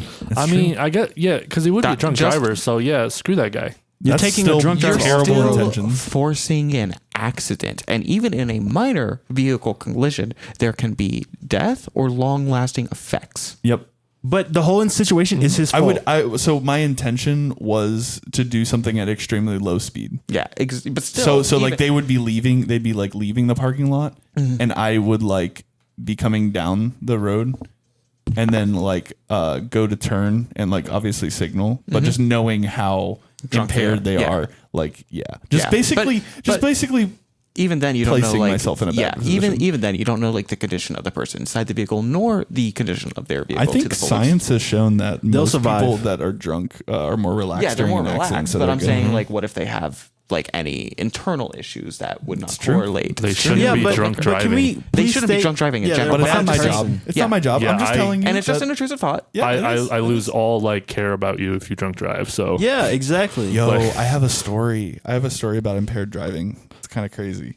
is that the one that you told me? or No, Oh. I don't think I've shared this with any of you. Okay. This was more of a me and Matthew era Okay, thing. before you continue, Yeah. just so you'll feel better after, we can have Shield talk about how much he likes watching animals die in movies. Oh my Let's- god! You no. won't look as bad. No, let's Well, not go I'll back. explain Actually, it. that should be edited out. No, but please I'll continue. explain. No, especially because there's stuff I want to discuss. Is there context to that? Yes, there is. Okay, I guess There's we're doing always this. context, guys. Brandon's saying there isn't. There is. I'll elaborate again. I don't think I did. Okay, I'm gonna be on my phone for this. You can do an extended bathroom break. You know, Okay. I can take one. I'll be right So, back. okay, fair enough. I mean, this story is kind of, it's not that good anyway. It's recorded. It's not that good. Oh, I thought we were talking about Shields. No, no, I'll no, stay- no. I was I'll stay just for joking. this. No, I'm I'll talking- stay for this. We're good. I'll I do was it, joking guys. to make him feel better about telling a story like that we can basically move over to something story- that everyone's going to focus on. Story time. Go, Kyle, now. Okay, thank you. Yes. So Maddie and I, which, hey, Matt, you're never here for this. Hi, Matt. But you're here in my heart. Anyway, so we used to work at a vape shop together. So we had a very broad range of clientele that came through our location. There was one older gentleman that came through, and at the face of it, you definitely think that they just had very serious like mental impairment. Not like a disease or anything like that, but he was mute for the most part. Like he was nonverbal, but just kind of like mumbled in gestures kind of thing.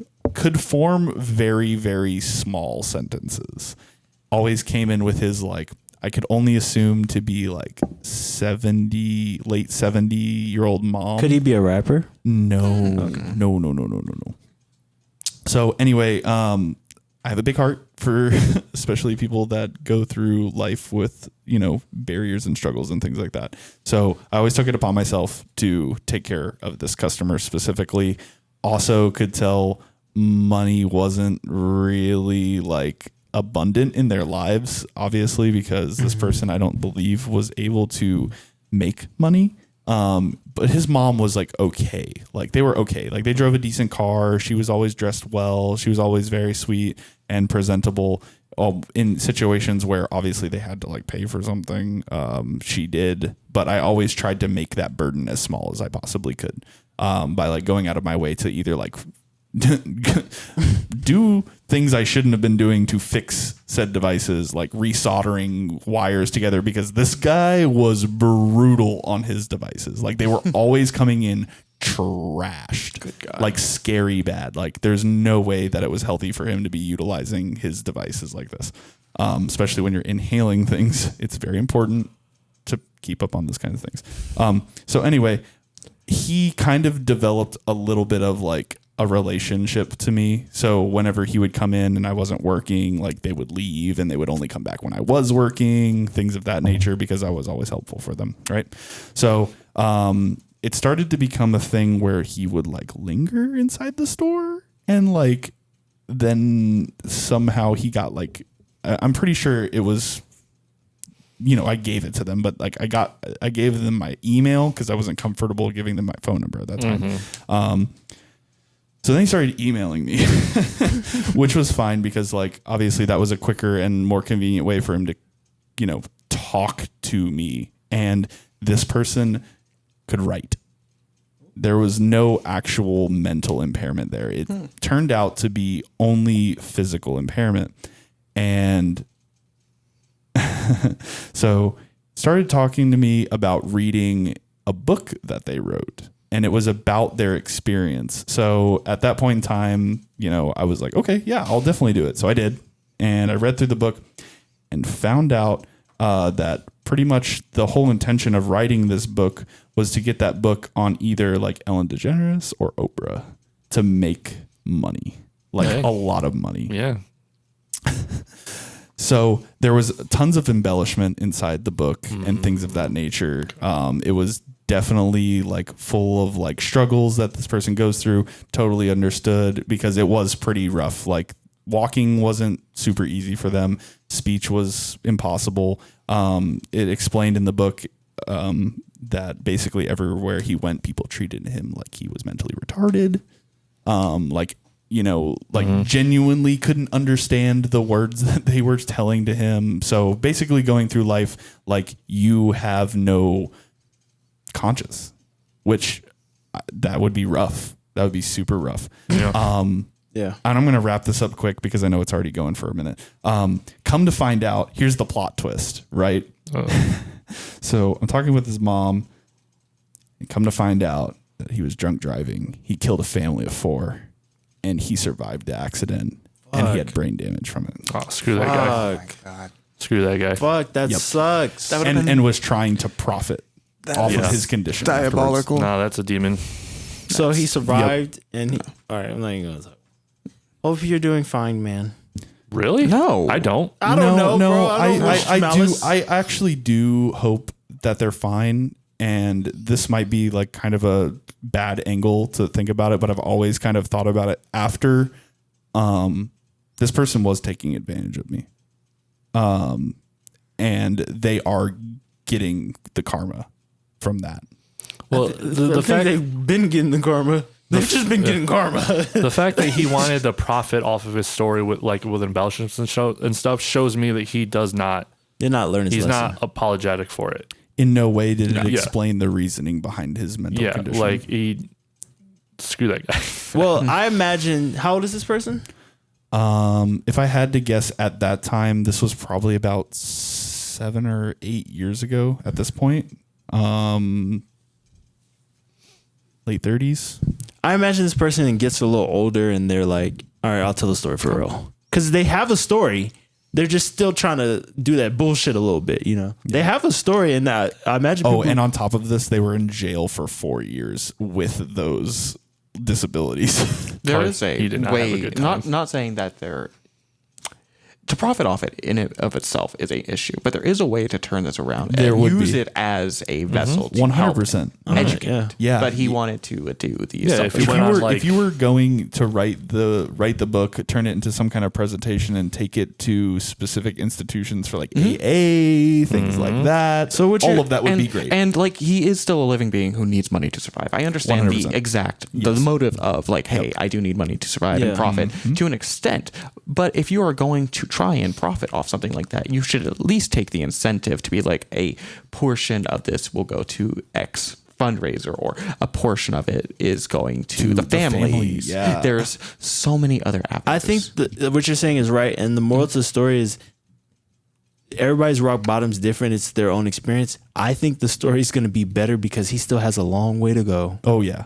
But it'll be a good story, but it's going to be better because he has a darker path to go down now. Like until he gets still traveling down the dark He's playing a victim complex here. 100%. Anyway, I thought that was going to be very interesting. Yeah, little kind of out of context. The book will be good when he actually comes to. I probably still have it in my email somewhere. I have one question about the story. Yeah, like Matt. Yeah. Okay. Yep, and Matt will remember this person. Okay, I was just because you said Matt, and I was like, Matt. There is something that we all know that's named Matt. I just don't know if that's the right Matt. Hi, Matt. I love you. You're my boo. Yeah, this is what Matt does to me every time he sees me. I'm like, what is this? What does this mean? No, it's okay. No, I doubt it. Hi. If you do though, hi Matt. Yeah, I would have to force him to, like everything else. It's better if he just watches it. Just randomly. Put it on your podcast time. This wouldn't be the right one to do. It'd be very awkward listening to myself speak for over an hour and a half. It's tough.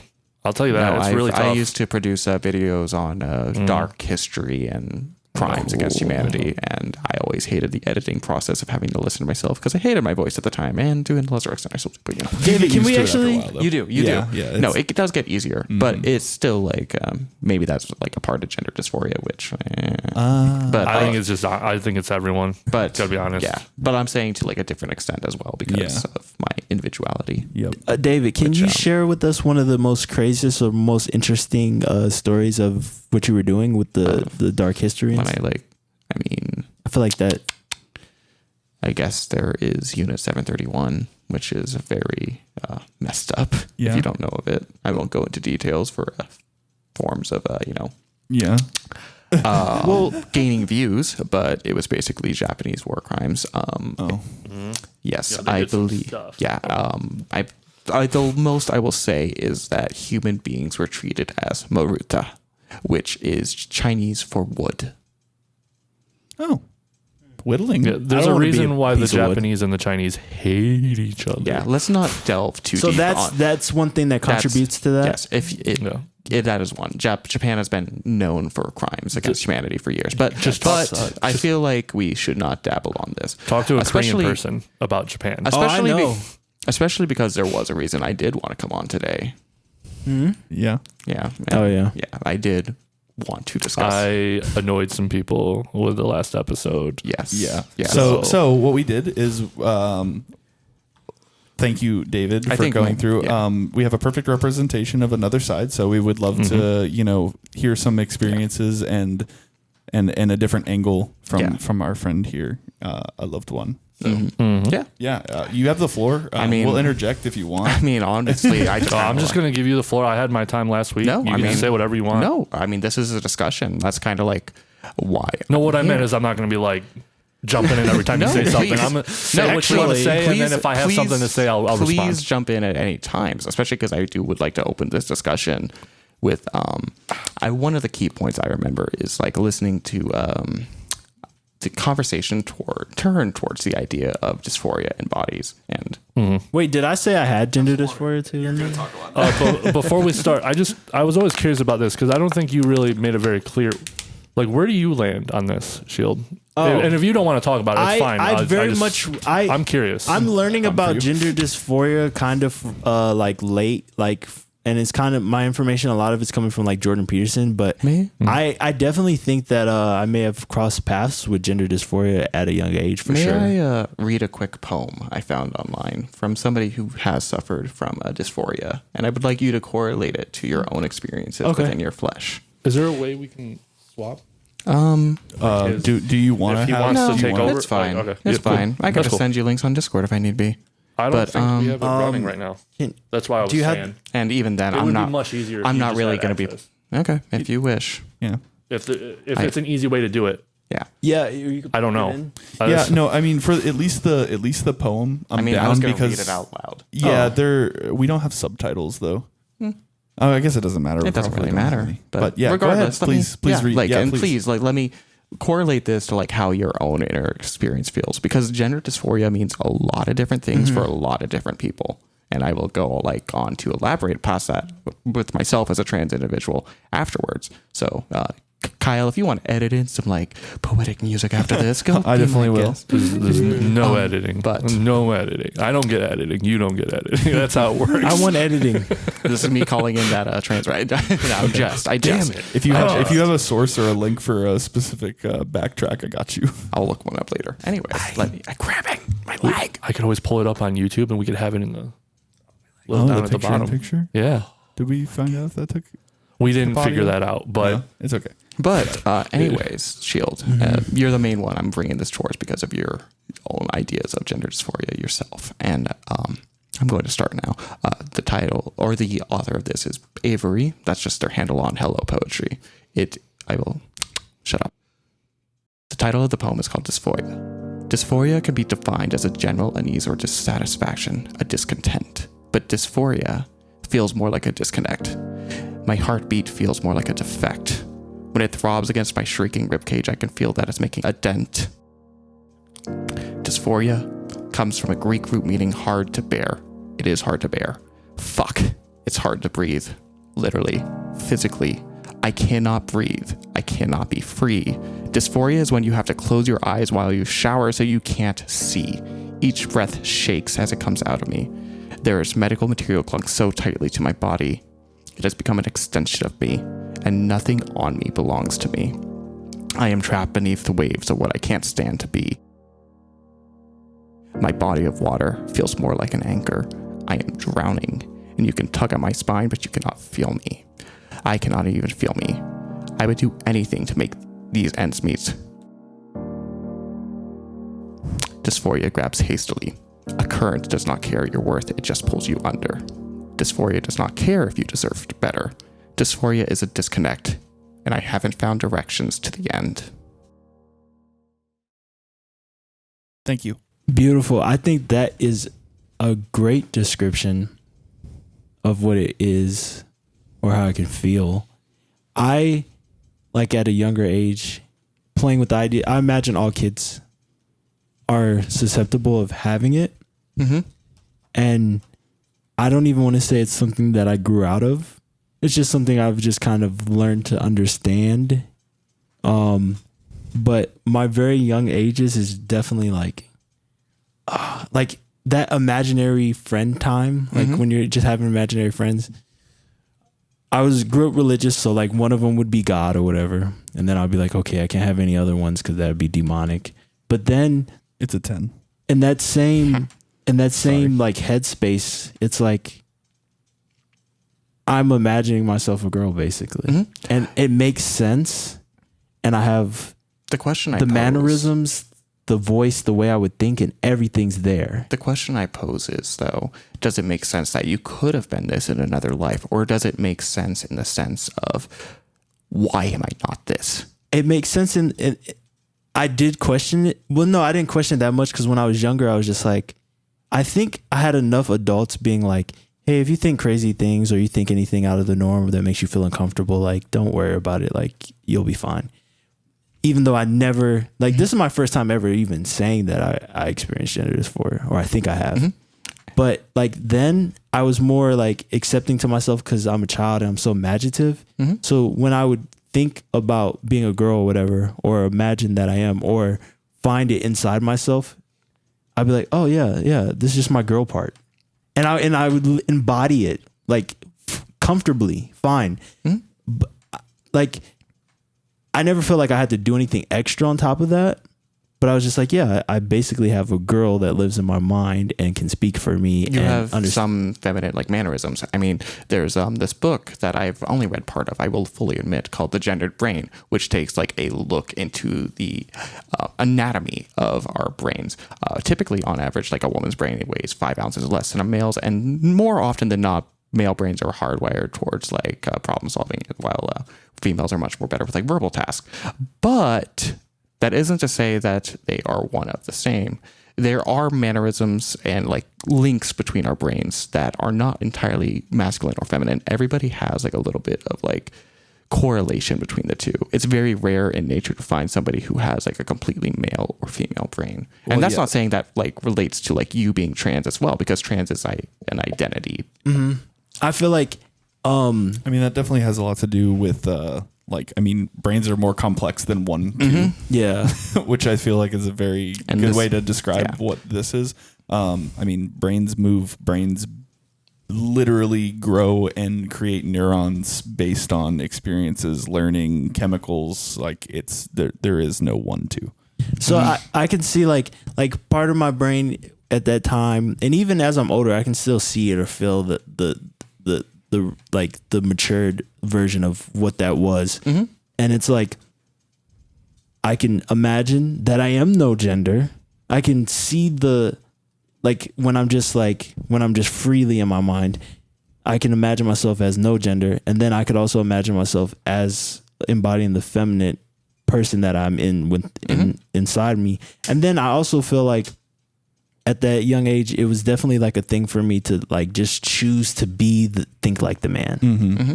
Like as far as exterior. And and I would presume that's like what you felt most comfortable expressing yourself as. I did. And then but if most it's comfortable straight based on outside influences as well are important. You like, one thing I like to look at it is like your gender is your biology meets your culture meets your like your way you interact with the world. Yeah. I would feel more comfortable like, cause I wouldn't be like my dad or whatever. So that'd be cool. And I could embody him by doing that, like thinking more manly or siding with the man side. Mm-hmm. But as far as like the feminine side and me embodying like a actual entire differently new person, like a female, I would just look at that like, well, I'm a kid. Nobody will notice that I'm embodying all these different things. They'll just look at me and see I'm a kid. They won't think I'm too feminine. And that's how I kind of lived. And no one ever really was like, yeah, I would get like comments that were like, oh, it was gay or you're acting like a girl, whatever. But that didn't hurt me too much because I knew like deep inside, I'm like, I think I'm more than a dude or a girl, whatever. Mm-hmm. And it's just fact in my mind because it's like, why does like certain moments make me want to embody like feminine energy? The question I pose though is, did it ever hurt? When I would get lost and like sometimes I would prefer the feminine like that I was embodying, and I would be like it would suck because I'd be like, man, it would just be better. Like I really like this girl that I think I am. I really like it. I like what I say. I like how energy and the energy. I really do like it, but it's like I can't. I mean, I can keep it with me. I don't have to get rid of it. Mm-hmm. I never thought I had to get rid of it, but I was like, it'd be nice, but I'm not going to do anything about it. Like, as far as like especially at the young age, like there was some homophobicness that was more accepted back in that time. Yeah. And So I know I've- like homophobia is more common amongst African American communities than and it is Caucasian. and it is very normalized. So for me, it's like that's something I keep inside, but I have it. You know, like that's how I was thinking. I was like, I have it anyway. Like I don't have to tell you. Yeah. For example, like before, we all grew up in the era of, shout out to all my fellow trans individuals who were prior Apache helicopters. If anybody remembers that meme. Yeah, I do. But like we all have had those like internalized notions throughout our time, and we kind of like grow to evolve from that. And I liked it because I never thought to get rid of it. I said I'll keep it, and then I'm more than just a man or more than just a guy because I have all these extra sides. That's how Jordan Peterson kind of explained it. He was like, a young kid's mind is trying to be everything. It's trying to embody everything, and like that's how it's gonna learn about the world. It's I'm gonna embody my sisters. I'm gonna try to be more like her when we're playing or whatever. And it's But just a great. the question is, are you embodying characteristics from them or characteristics of the gender? It's like I'm embodying like it's a whole person. Like this girl is a person. Like she looks different. It's like a different state. I know there are documents that have stated that children can recognize differences between sex and gender around the age of 3 years old. I want to say it was pretty young. Like I would, that. I would assume so. Yes. I mean, that's why Yes. like, you know, children aren't crying for dad for food. It was on a very fundamental, Yes, on a like biological instinctual, scale, yes. like, But I was level. thinking more so the societal implications of just like these people dress like this and they have these smaller facial structures and typically press, Right. or these people are more muscular. You can recognize those from a very young age. The brain Yes. is like creating those things so quickly at Yes. that age. And it has why, to. I feel like The back same in way like that it would detect threats and things like that. Like, I feel like America does a job at infantilizing children. Obviously, children are children. They are so young. But with being young, you are so open to ideas and avenues that are just unexplored. Right. I'm not saying that the world is what some people might say, trying to brainwash children. But I feel like there is aspects of just like we are now in a society that can allow people to be like, hey, you may feel this way. And if you feel like this way for a long period of time, typically over 6 months is when people are diagnosed with dysphoria. Maybe this is something you consider. And that's why you go through multiple medical professionals to discuss this. I have some questions coming strictly from like a scientific approach because that's how just my brain works. Because I'm thinking about how like a brain works, and maybe you could have some insight on this. Just because I'm like thinking of these questions as you're going. Do you think? And this kind of touches on like Brandon's topics and numbers and things like that as well. So you growing up in the time that you did, or I guess I'll start off with this question. I'm sorry. When did you feel this way? Like initially, if you can put like a time frame or like an era of I'd like say yourself. In a sense, I've always kind of around like 6, 7. Okay. I've always kind of didn't feel very Right. masculine, but I'm not exactly feminine as well. Right. And this is like a callback. Maybe not all of us will get. Did anybody watch Fairly Odd Parents growing up? Yes. Yep. Do you remember the episode where like they cut out everybody as like a gray blob? Yeah. They got rid of like men and women. I kind of always saw myself as a gray blob, and I liked that episode for some reason. Where it's just like I kind of don't want to be either. And I grew up in a harsh environment, and it was it supported at all? No. Okay. Well, I wasn't Okay. vocal about it either. Right. I was scared because I grew up. But you grew up with the intention of knowing that it wasn't going to be if you were to verbalize I was it. going to trail off from that as well. It gets suppressed in a sense when you're Right. struggling to survive, which is why I think I know it was talked about on the prior podcast is why is it happening so much in America and other world's first world countries? Because it can be an issue in first world countries. You actually have the time and the resources to really question your identity. Yep. Like you were discussing Matt Walsh's video and like he went to an African tribe.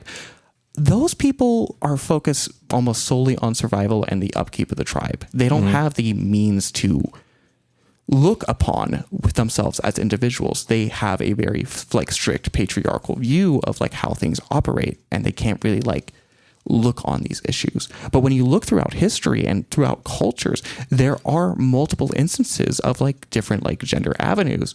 I believe there's the Native American two-spirits, which were people who fell outside of that binary. In India, I believe it was Haraj. I believe I have it in my notes here. I keep going, but that's not an argument that I accept. So just because another culture does it doesn't mean it's good. It's a good one to hear because I haven't thought about that. And that what I'm saying is though that these people have always been here. It's not just some new phenomenon. And I don't fully support like going to primitive, or I can't pronounce it. Going to primal instincts is based on it because humanity is so much fucking more than our primal instincts. Like, for example, people on like against like trans ideology will always state, well, what are they going to find when they find your bones in 100,000 years?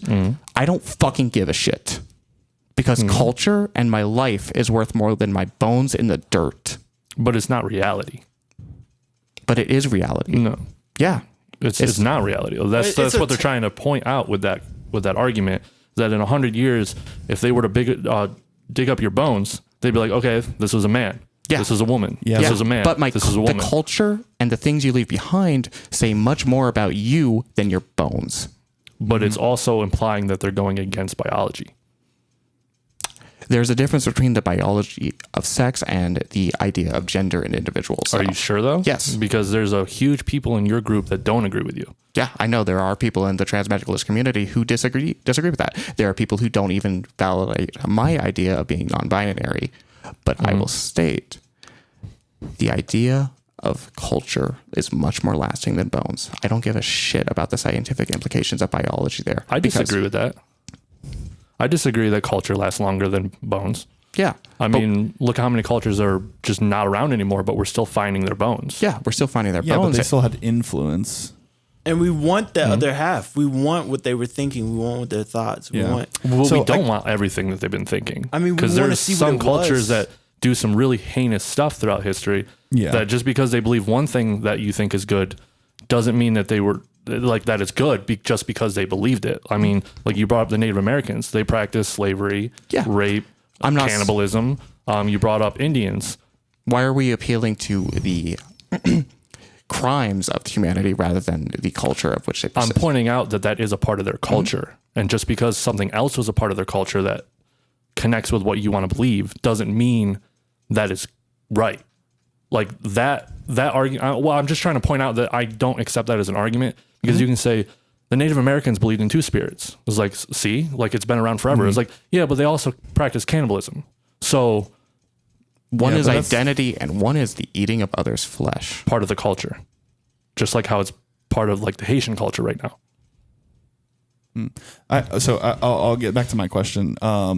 Do you think that as far as like the negative, just because the numbers are there, I'm going to touch on them, right? So my stance as far as like numbers, it's stupid. I don't think that numbers should even be a part of it because, okay, we're selecting a specific group of individuals and we're asking them about their mental state and we're like focusing on numbers. Hello. I'm pretty sure like everybody at some point in time has thought, again, back to intrusive thoughts.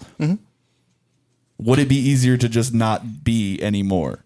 You know, I'm pretty sure. Yeah. Like, I mean, I've dealt with suicidal thoughts. Yeah. I'm pretty sure most people have had some inkling of that thought, maybe not others. And that's fine. And of course it's fine. I've entertained the idea. Yeah, exactly. So, all right. Yeah. Brandon. Yeah. So all right, let's take the Loft Talk number. It's 100%. I guess we're doing something very wrong. But what I was going to ask is, do you think that is influenced, like, is specifically just looking at like, you know, the LGBTQIA, you were looking at that number. You said it was roughly around 40%. Right? Yeah, around 40% of people have either considered it. And I believe if I could look at the 2015 United, I have it in the list here, trans survey report, around, I believe it was like 9% have attempted within that like time. Are you saying 40%, which is tragic? 40% has thought, and around 9% has committed. I can pull up the analytics for gender.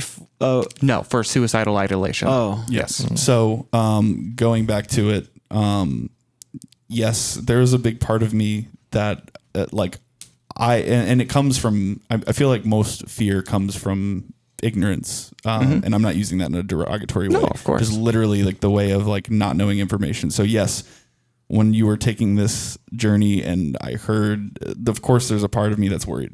Yeah.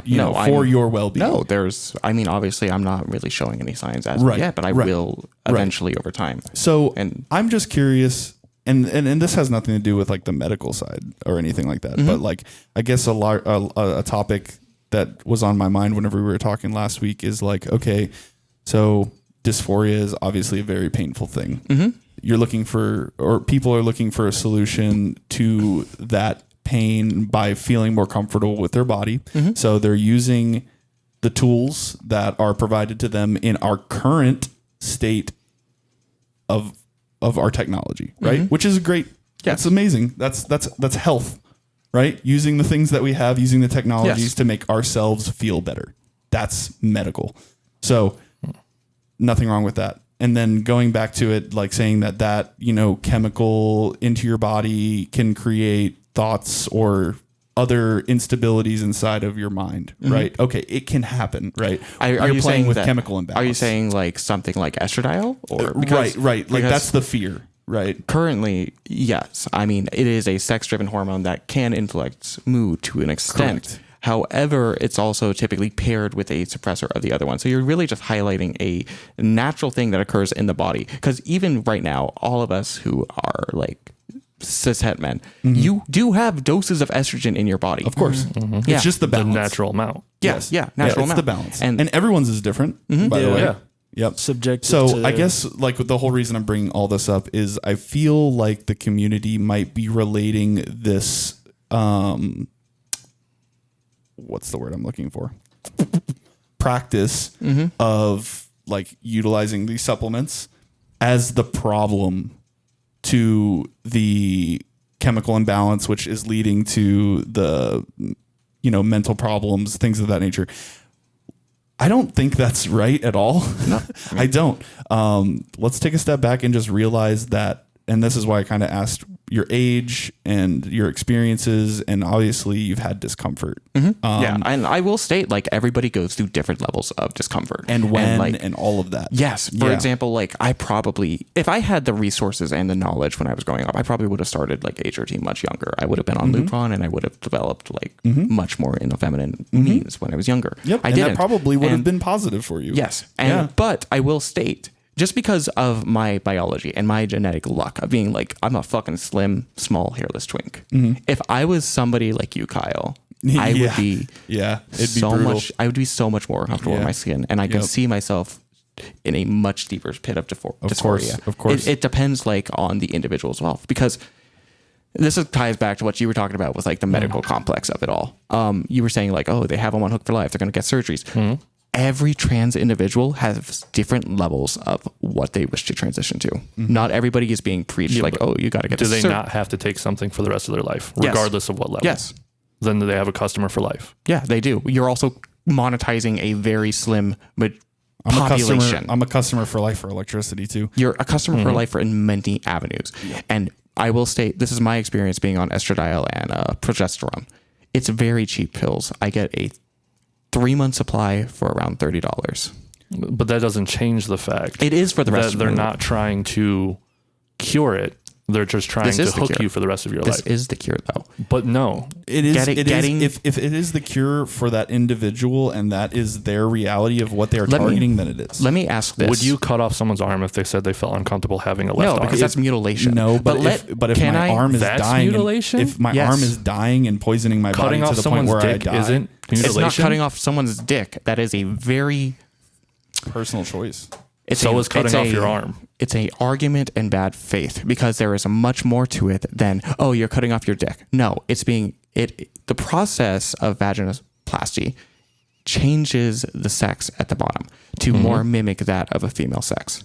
And cutting off your arm mimics having one arm. Yeah, cutting off your arm mimics, I think, one arm. It isn't mimicking anything in nature. It's mimicking what they believe in their mind. It's mimicking being an amputee.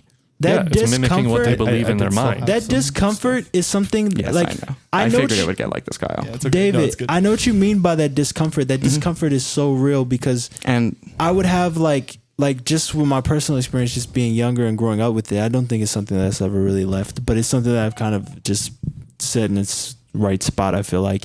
And like that discomfort is so real because I could imagine thinking about like the discomfort of just being a man because I like that girl so much that I think I'm part of, or I think that's inside me, that I'm just like, I'm feeling fear being a man, and I'm feeling also in the same hand excitement because it's like, yeah, I'm gonna grow a beard and I'm gonna be all burly and big when I get older, and I'm gonna do hard shit and I might die.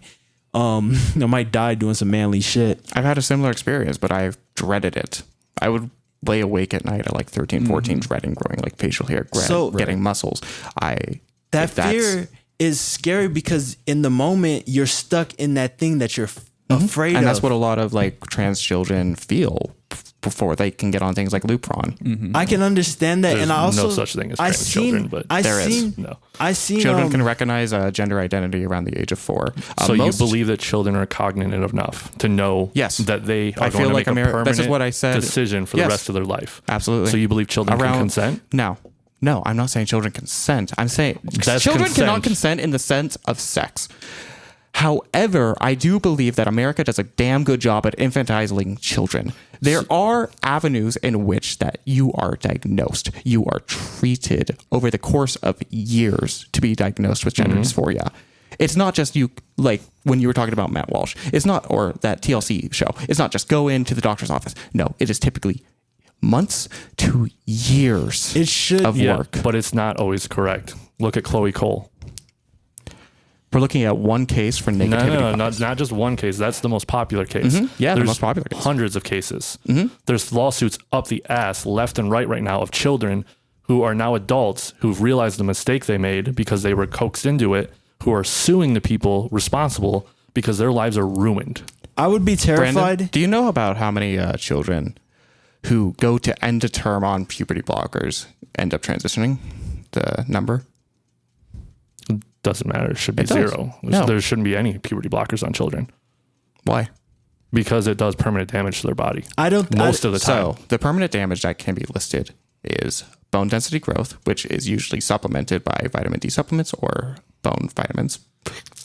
There is potential damage to genitalia, length, height, and there was one reported instance in animals of cognition. However, these drugs have been in use since the 1980s and have been used also for children who have entered puberty way too early. When you are put on puberty blockers, you are examined every few months to check for these defects. That's why you meet with a professional to see if, like, are your bones growing fine? Because bone density is one of the biggest concerns amongst it. Typically, like, if you are showing signs that you are going to have bone problems, you are taken off them. Didn't happen to Chloe Cole. No, maybe they had a bad doctor. Yeah, no, and that's possible. That's the problem. Just one bad seed, because they're just one bad seed should deny care to hundreds. No. The people, like you brought up Matt Walsh's thing, which I brought up before. So is every doctor that was on that documentary is currently active practicing. Yeah. Currently active practicing. A woman who says that having sperm doesn't make you a male. In the sense of gender, no, it doesn't, because sex and gender are different things. Because gender doesn't exist. Because gender does exist. It was created by John Money.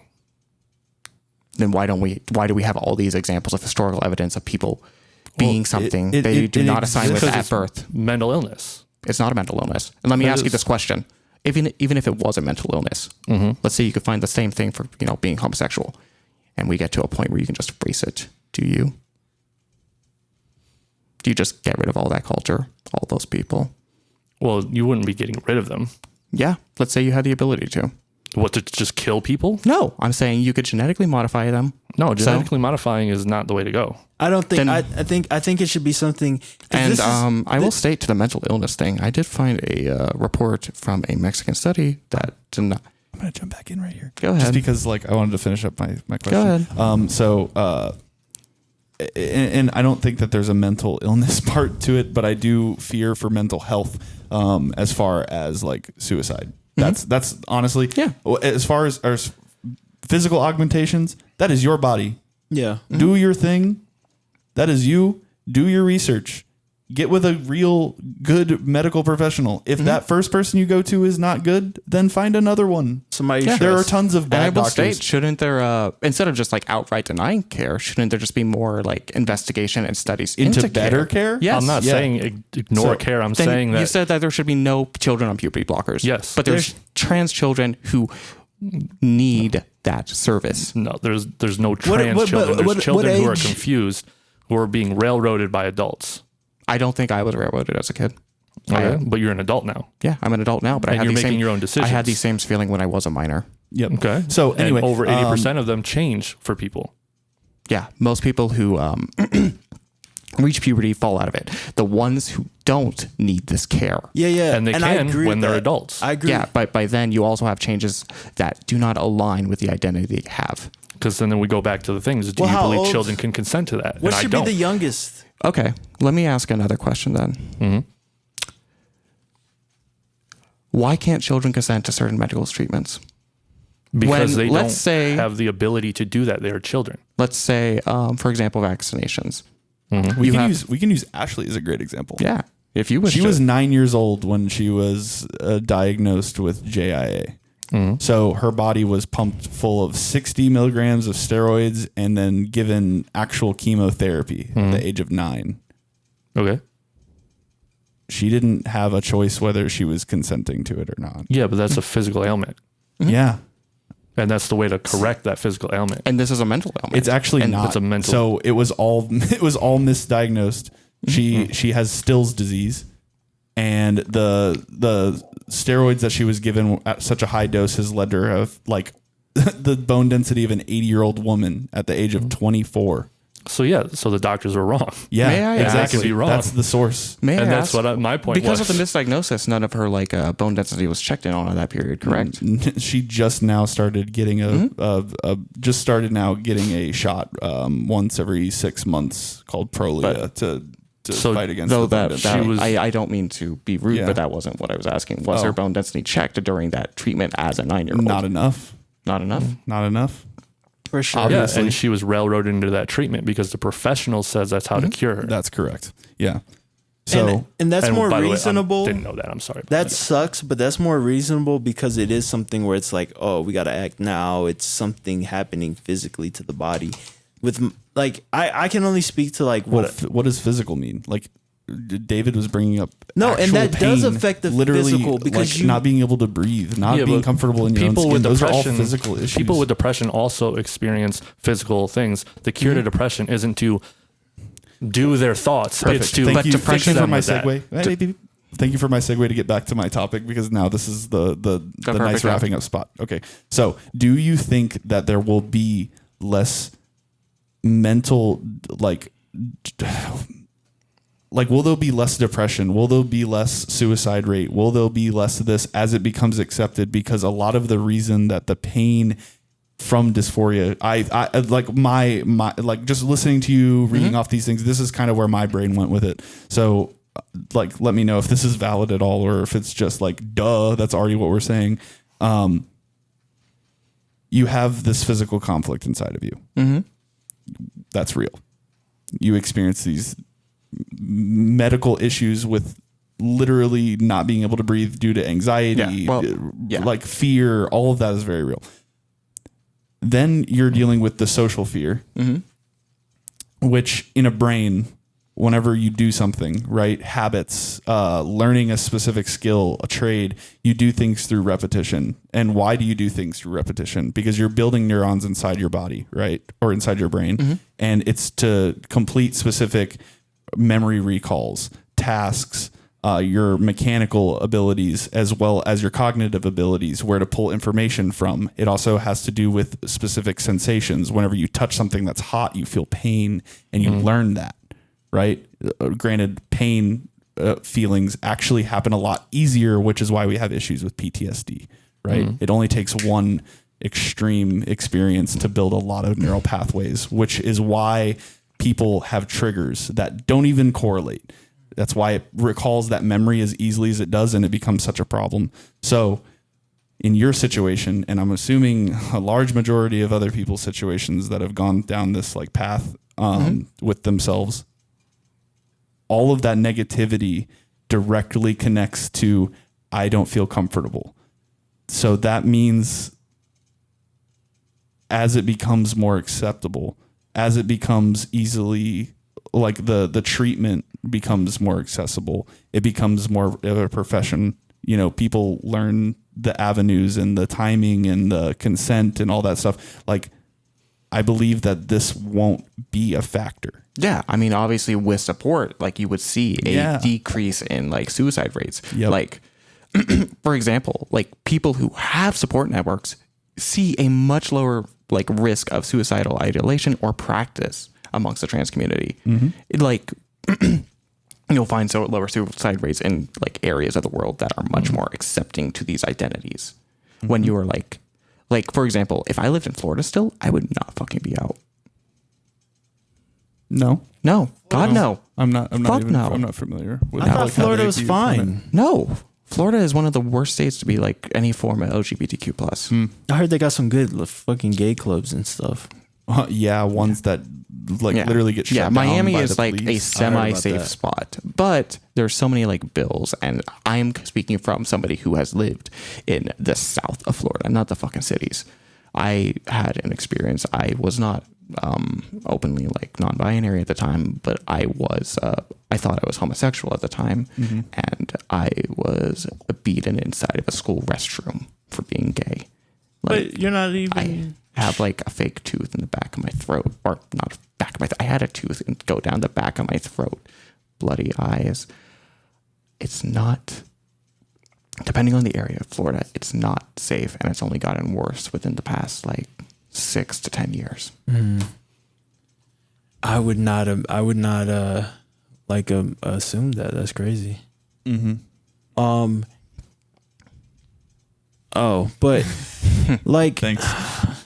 It's so weird for me because honestly, like I definitely see both sides. I definitely like from my own personal experience, I definitely like see where the discomfort would come from. I can imagine how like that would feel. I remember also around being younger and fucking God, I did so much fucking weird shit. I remember like shining like a fucking flashlight in my eyes, like when I was younger, just so I could have to wear glasses. Like shit like that. I relate. Like there's so many things like the. Meanwhile, I want to get contacts. I know. The so whole bad. fucking like I think I've just rationalized. I've rationalized where all these different parts of me belong, and I feel like I'm at peace. And if somebody would have tried to, like, and I think it actually, like, you're at peace happened because of your experience with it.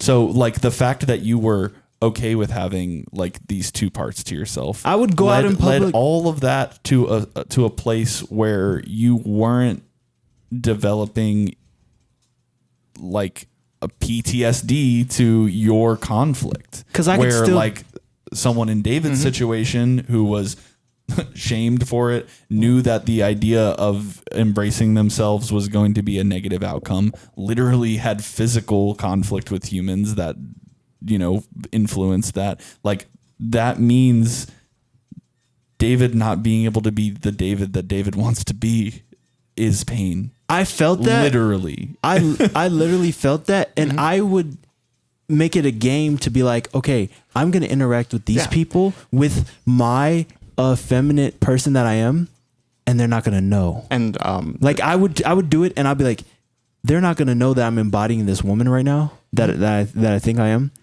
and they're going to love it. They're going to accept it. Like, and I would make that a game.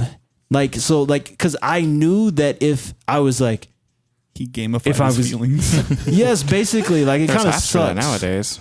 It kind of sucks. I gamified it, but it's like no one said I was gay. No one said, oh, you're acting like a girl. Everyone actually said they like me, and I'm like, oh, you like this part of me. It's not a bad part. But I never. If somebody would have made me, I think I would have been very upset if I would have transitioned. Though I'm very happy. Yeah, with how and that's I am. Great for you. But But I did feel that like, fuck, man, this sucks. Well, that's a good example of what David was referring to, as everyone has different points where they reach for themselves. And that was your point. You were like, okay, I'm cool with me being like. And as I was stating earlier in this, like typically people who are trans and like youth, they have this dysphoria for more than 6 months. Do you guys know what the Tanner scale is? Is that when you spend too much time at the tanning salon? No. It's a scale to like measure puberty in adolescence. Okay. Typically, like people who just like display dysphoria before prepubescent age lose that around the age of 12.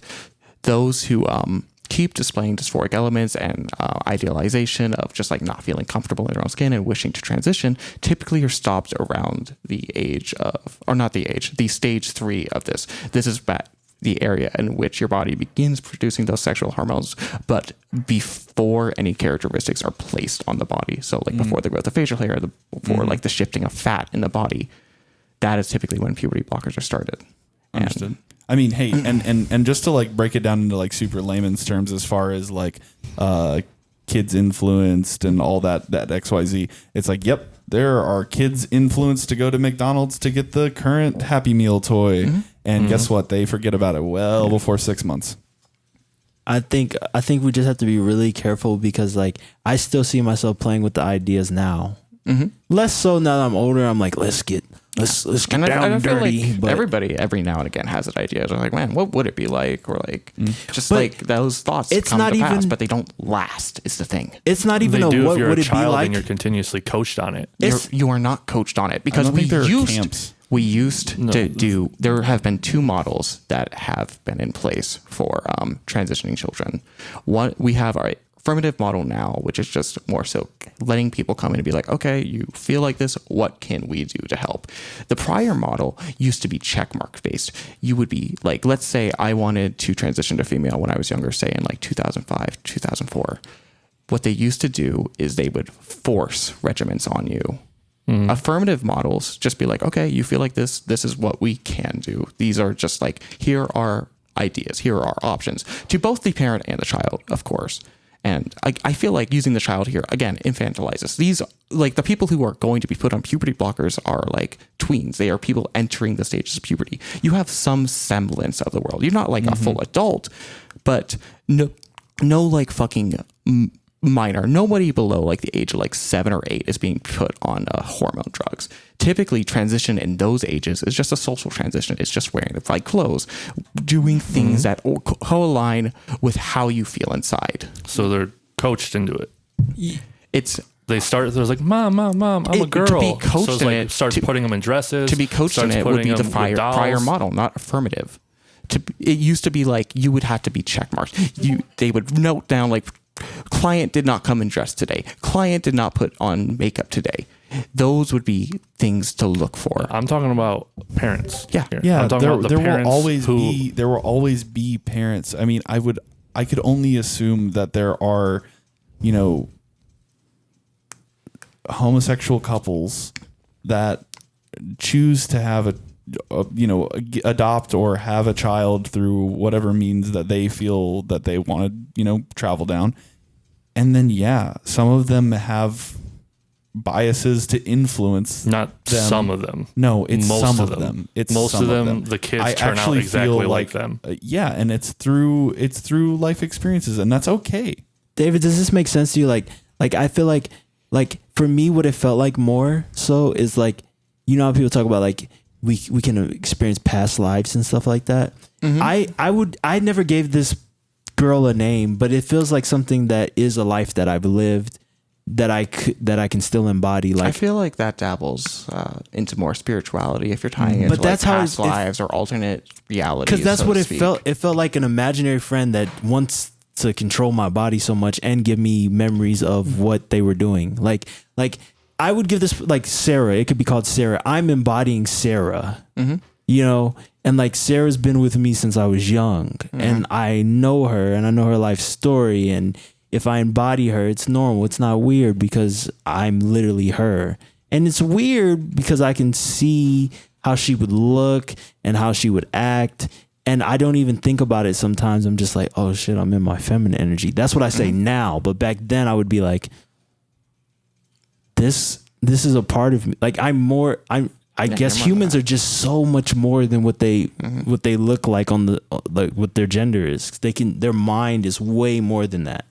And, and that's how I justified it. That kind of like ties back to like my argument against like primitivism, or God, I cannot pronounce it. It's just like we are so much more than like what our base biology states. Yeah, I don't think we're just like just a dude or whatever. Like I'm not saying like I don't think I'm gay or anything, but I definitely was aware of that part of me, because it would be weird just to be like a kid playing around and it's like, oh, I'm a girl now, and like, wow, I can remember her life and like what she looks like, and she's pretty, and oh my God, like, you know, like weird. I would like to get back to what Brandon was saying though regarding the parents of these individuals. Tell me, would it just be better to like force your child to be discomfortable and not pleasant in their own but if skin? your little boy comes up to you and is like, Dad, I'm a girl. You're like, no, you're not a girl. But You're I think I don't think just think because you like dolls doesn't mean you're a girl. Yeah, you like dolls. You're a boy who likes dolls. You can be like I like into that different answer things too. as a child. Hell, when you look at like male to female individuals, they typically aren't like fully into like things like Barbies or Bratz or My Little Ponies. You will find like a lot of male to female individuals are typically much more like computer nerds or like into like fantasy shit like that. There's always going to be like little like things that we take from plus, different cultures. Like, if we're talking about like dolls and like that kind of stuff, like that is influence from like large corporations that are trying to make money. Well, I mean, there's a And- reason why a large number of transgender people are also autistic. It's because they can be easily influenced.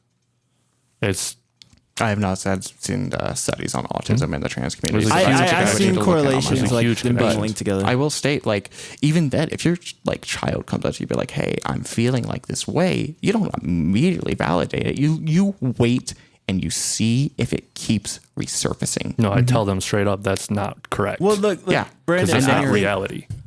I And think if they keep bringing it up to you and they're starting to feel uncomfortable and they're starting to hate their own body, what do you do then? They don't. They wouldn't get to that point What if because they I would did? never. Because that's what a trans child is. No. I think they That's could. just repressing it. That's then. the same exact thing that you're saying about like a homosexual couple forcing their kid to be No, what I'm they're not. steering It's them the back to same, exactly the reality. same. They are not That a is girl. their reality. That They is are their a reality. boy. That I is their think you need to perception of dive- their identity, though. there needs to But always. that's not reality. That is their There is reality. male, female. It doesn't girl, have. It doesn't boy. have to be your reality to be a good parent. No, you there have is to do one what is reality. best for the child.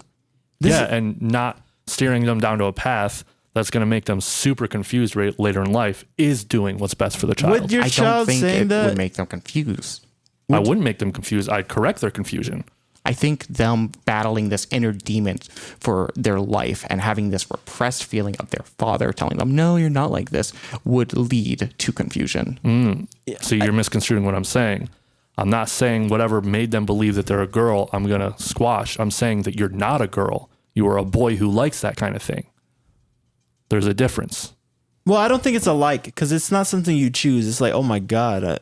Like if you have this happens a lot with parents who have a boy and a girl. If the girl's older, the little boy will look up to their sister. They'll be like, "Oh, I love my sister. She loves pink things. I love pink things because I love my sister." Yeah. It doesn't mean he's a girl. It means he likes pink things. Yeah, and that's why I was also stating earlier is typically these feelings fade around the age of 12 or when people start to enter puberty. If they persist, though, then yeah, maybe you start taking them serious on that question. No, that's still too young. But if they persist, I think it should be like, it shouldn't be ignored. That demon shouldn't be thrown in the closet. That should be something that's brought out to the front, and not necessarily like straight to hormones and everything, but as far as like they should feel comfortable talking about it. Like I've just now recently in 25 been able to talk about Let me it. ask you guys this a question. When you were 12 or 13, was there ever anything you 100% believed was true, but was completely bogus? Oh yeah, Of course. All the time. Yeah, That's what I'm saying. Is a child does not have the cognitive function to make a life choice like that. You need to at least let them get to 18 where they are legally an adult, and then they can start making their own decisions. But I think what David is saying is in a situation where, because there's like a time clock on this. There is a time clock. But it's better to let it hold out until 18. Yeah. And then other than destroy that person's life. But if it's not wrong. hold out I on think conversation. The amount of people who do like regret it is very slim. But do you know what happens to those people who do regret it? Are we It's saying terrible? Yeah, it is. It is terrible. They will never full- feel sexual pleasure ever in their entire life. No, their genitals that is are completely. No, I'm talking experience from a Chloe Cole herself. Okay. She is admitting this. This is what on I'm also camera to saying here people. too, though. Let me finish. People have different avenues of what transitioning is. David, let me finish. I've let you finish this whole time. They will never feel sexual pleasure ever in their entire life. They are, most of the time, they have messed up genitals in some way, whether male or female. Mostly females. It causes gross discharges that wouldn't have been natural otherwise, things like that. 3, she can never have children again. Ever. Or not again. Ever. She will never be able to have children. And she fucking hates that. Because her parents and her doctors told her that she was a boy. So they put her on puberty blockers when she was a teenager. And now her life is ruined. One, I would like to state, it is not the puberty blockers that does that. It was the puberty blockers because that's the only thing she was on. Those are not sex hormones, though. It doesn't matter. That was the only thing she was on was puberty blockers. Puberty blockers block not even block, they slow the progress of puberty individuals. When you are put on hormones, that can lead to decreased fertility rates. And also, there is a practice that is gaining more traction of asking individuals who are transitioning at younger ages if they would wish to either like freeze sperm cells or eggs. There is options here. That is a rough decision. That is a terrible alternative. It is a rough decision. That's a terrible alternative. Hey, let's do this thing that could permanently change your life forever, but just in case we're wrong, how about we freeze some of your eggs? It's not just in case you're wrong. It's just in case you want biological kids. Also, to the object of mutilating sex organs, to actually perform like any sort of vaginoplasty or like genital reconstruction, typically you have to be diagnosed with a severe form of gender dysphoria from a very young age. And then you have to like get like multiple people to sign off saying this is what is best for their mental health and make them comfortable in their own skin. Not just from like one. So you're saying that there aren't top surgeries done on children right now? It depends on the level of dysphoria. That's not what I'm asking. Are there top surgeries being done on children in America right now? It depends on the level it was my answer to the statement. It depends on the level of dysphoria in the children. So yes, there is, but it depends because not every trans person's transition is the same. For example, I don't fucking want bottom surgery and I'm not going to get top surgery when I'm done with this. My level of transition is social and hormonal. There are many trans individuals who just go through like a social transition or many who just get hormones. Not everybody is going for surgery. Not everybody wants bottom surgery. But the suicide rates of people who do go through that surgery, by the way, not the top surgery, the bottom surgery, is doubled. No, it's not. Yes, it is. They just released a study. There was a 2015 trans survey result I can pull up. I have a study too. But it's more recent than 2015. And how much was the sample size? Hold on. They studied almost 2,000 people. They followed up an average of 2 years before and after surgery, and the amount of suicide rates went up double after the suicide or the surgery. May I ask also how much of that is tied to social implications in the environment they're in and not Let me ask directly you this. correlated? Are trans people today more targeted than the Jews during Holocaust? God, no. Because they have a way higher suicide rate than Jews during Holocaust. Are they targeted more than black people during slavery? No. They have a higher suicide rate than black people during slavery. To compare like one person suffering to another is never a good practice. But you're insinuating that if everyone was just accepting and let them do what they want, the suicide rates would get better. I am saying that if there was less pushback against the trans community, there would be less suicide rates. Throughout history, we have seen groups that have way more targeting than trans people. Way more. And their suicide rates didn't even encroach trans people today. What I think could lower that, because I do believe that study that you're referring to is correct. I think what would fix it is if you set the age at 18, because I feel like a lot of it's just the remorse of making the decisions too early.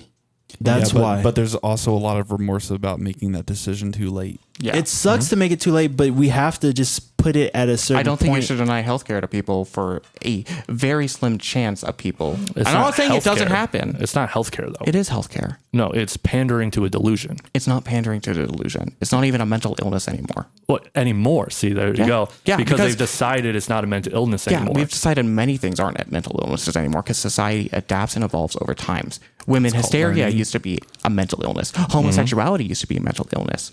See, but mental illness is a problem because it isn't. Who gets to it's decide? not a natural form of a human. But who gets to decide? Like, I'm not saying it's wrong. I'm just saying it's not natural. We don't is even natural, know though. the It's been- natural. It's I mean, been It's not the natural base form of a human. This is me being like a child right now, but like there's tons of studies of like animals like doing. Yeah, but they also eat their Yeah. young and rape each other. Yeah, so But it do doesn't mean it's humans. good.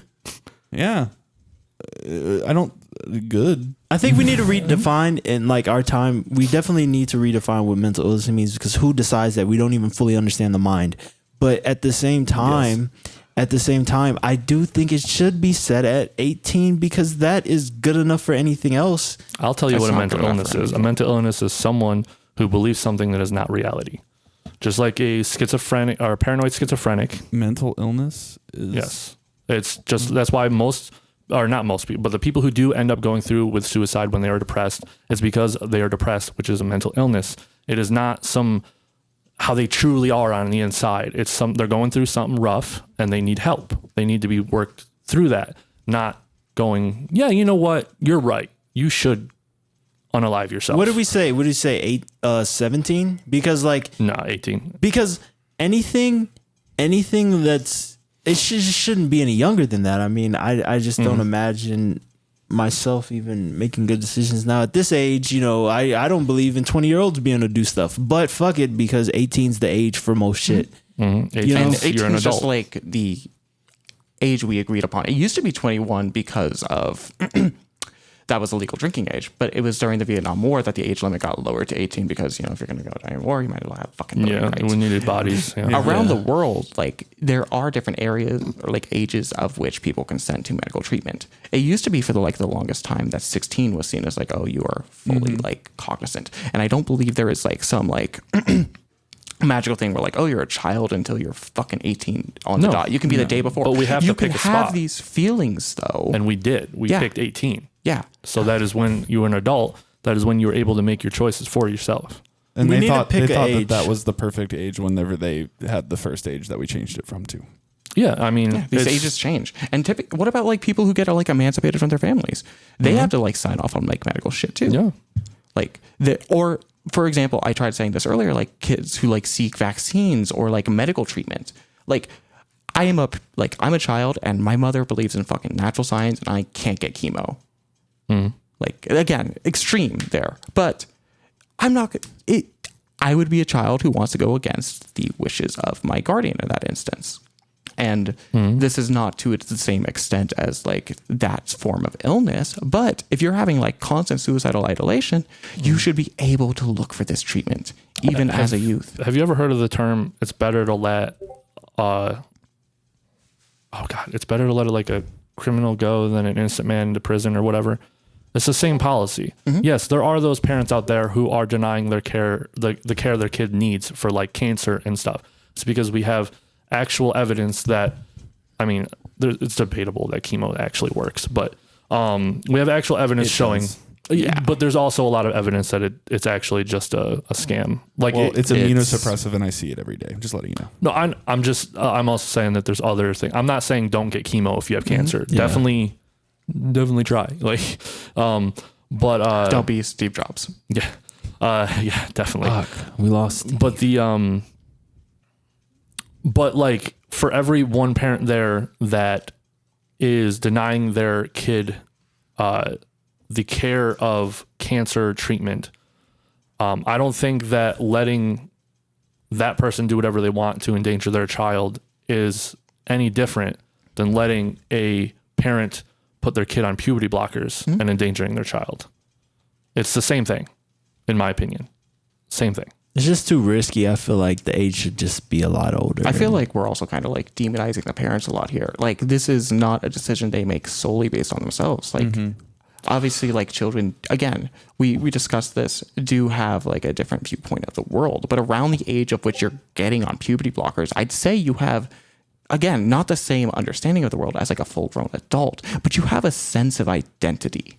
You have a sense of what you feel like. It's too big of a choice. Especially upon the age of which you would actually maybe put on hormone replacement therapy. What age would that be? If they're able to make... The common age for people to be put on hormone replacement therapy is around 16, though in various cases it can be lowered to 15 or 14. That's too big of a choice. I don't think it should ever be lowered. There's kids that age, they don't know the future. They think they do. Adults don't even. They think they do. Fucking grown adults. Yeah, like she was There's saying, no way. Today, us as adults, grown adults, we do things that we were like, probably shouldn't have done that, you know, all the time. And kids are even worse than that. But to deny the access of this care, you are protecting maybe the few who are filtered out through the process of puberty blockers, because the rate of which people who do start puberty blockers end up transitioning is 95%. And that's not saying that like, oh, they're being funneled into it. It's saying that those who drop off prior to it do not want to be trans. They have figured out their identity. The filter works in that avenue. You don't think that there's a crisis right now of people being...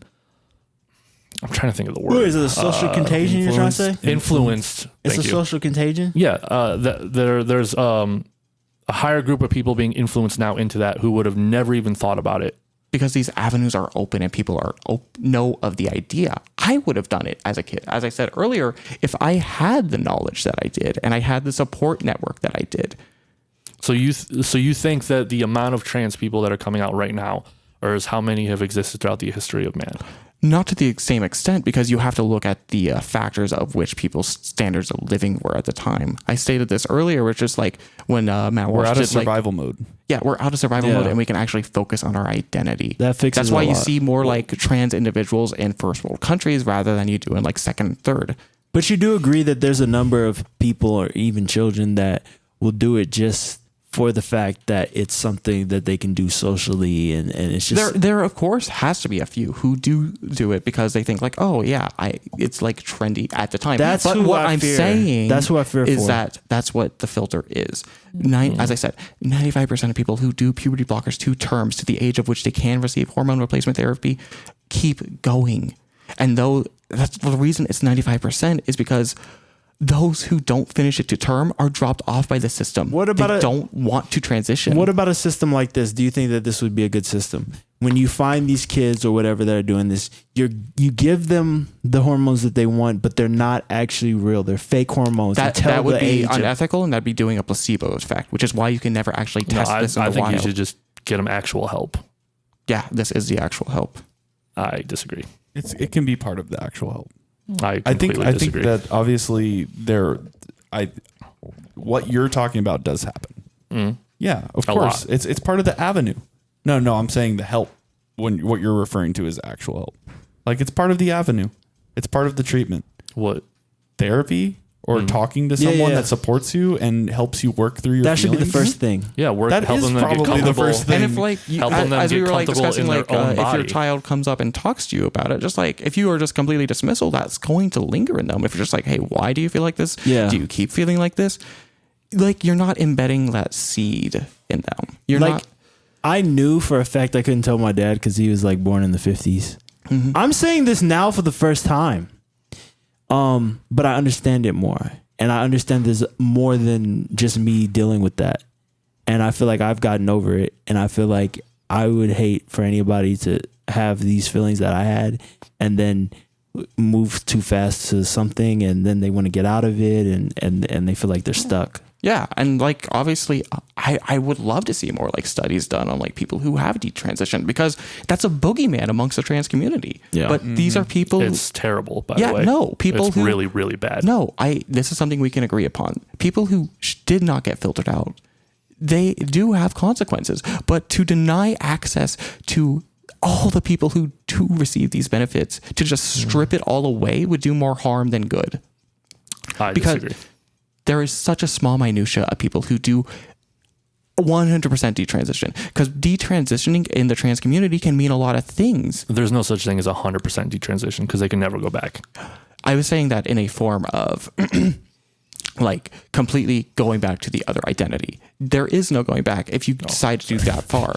But I'm saying in the sense of like there should be more community support and like studies into people who do detransition. But I was trying to say detransitioning means a lot to different people. There's a social detransition where it's just like, hey, was thinking like maybe I want to like wear dresses in public and maybe I want to like do this, and you stop. Or maybe like hormone therapy. Like if I stopped 2 months in, I've barely like shown any like signs, I would be classified as a detransitioner, and like you pretty much cannot see the effects on my body currently.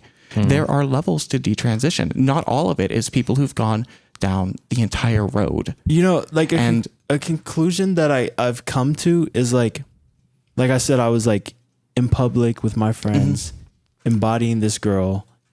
They don't notice. They're like, that's just Shield.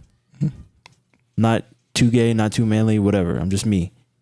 I eventually got to the realization that's like, I don't necessarily think I'm embodying a girl, even though that's what it seems like in my head.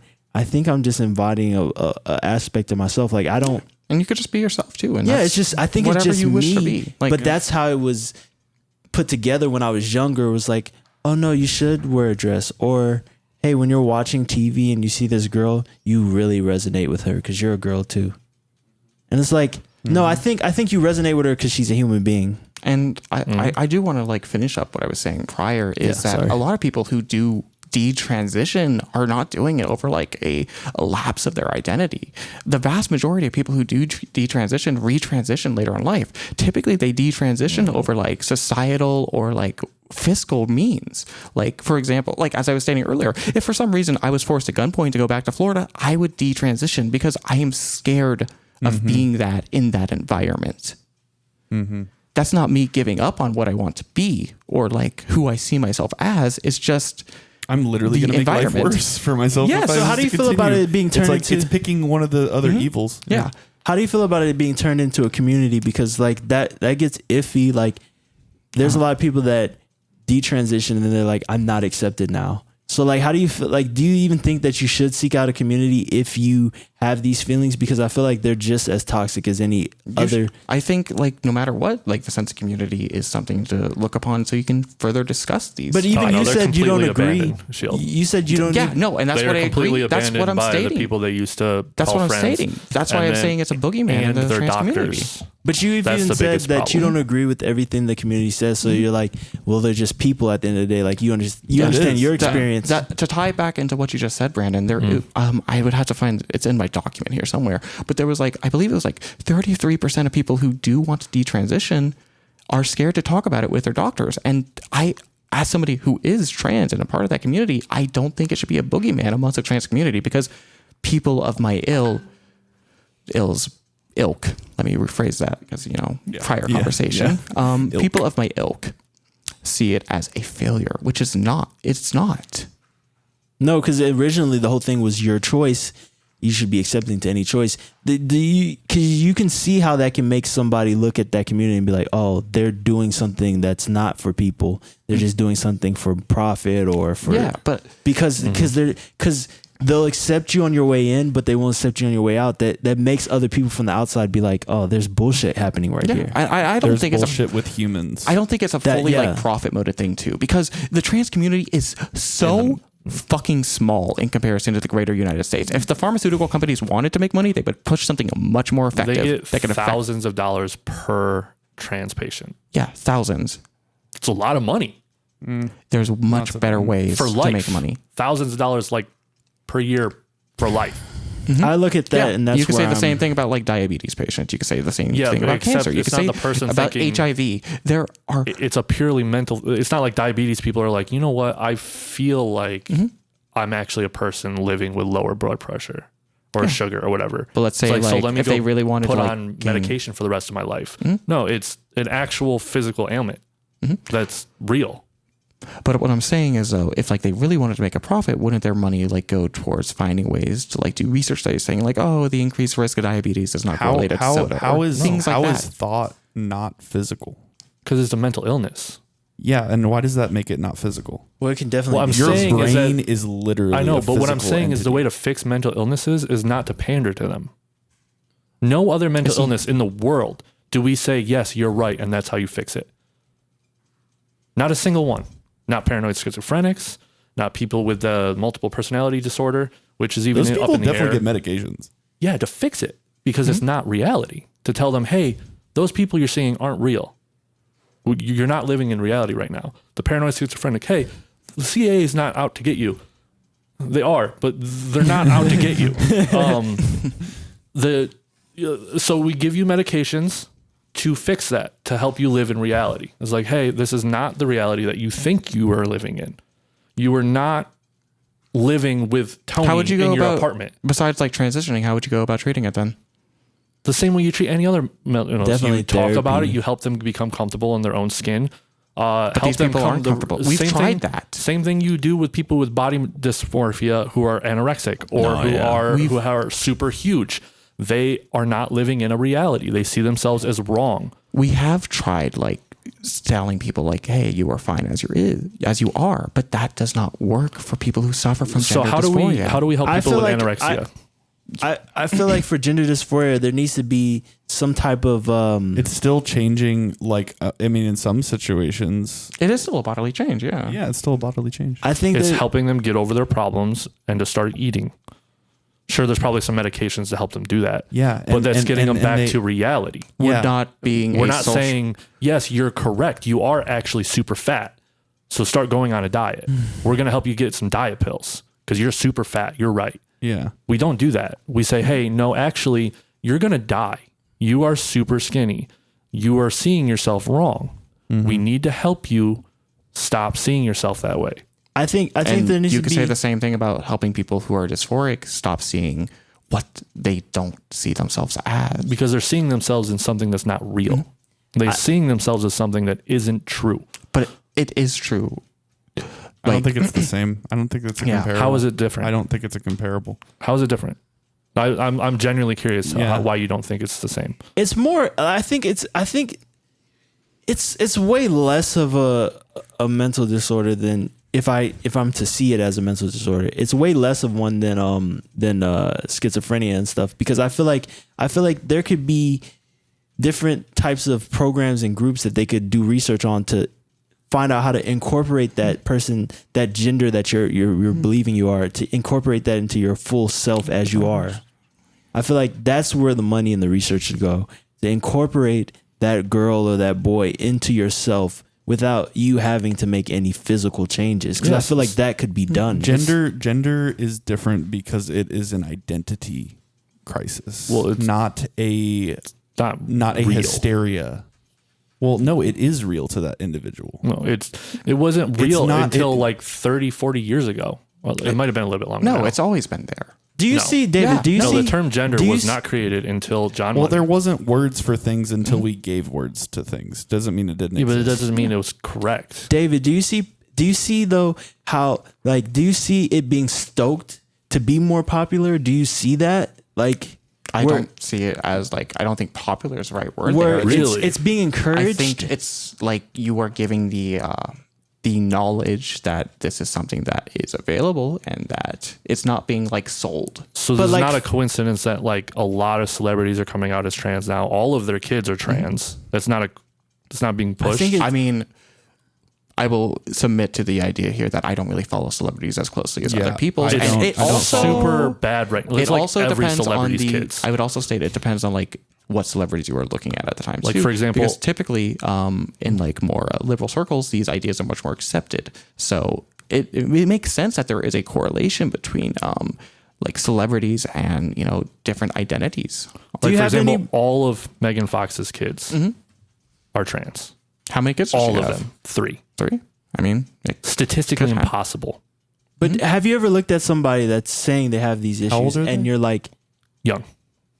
and you're looking at somebody that has this? Those are and- bad influences.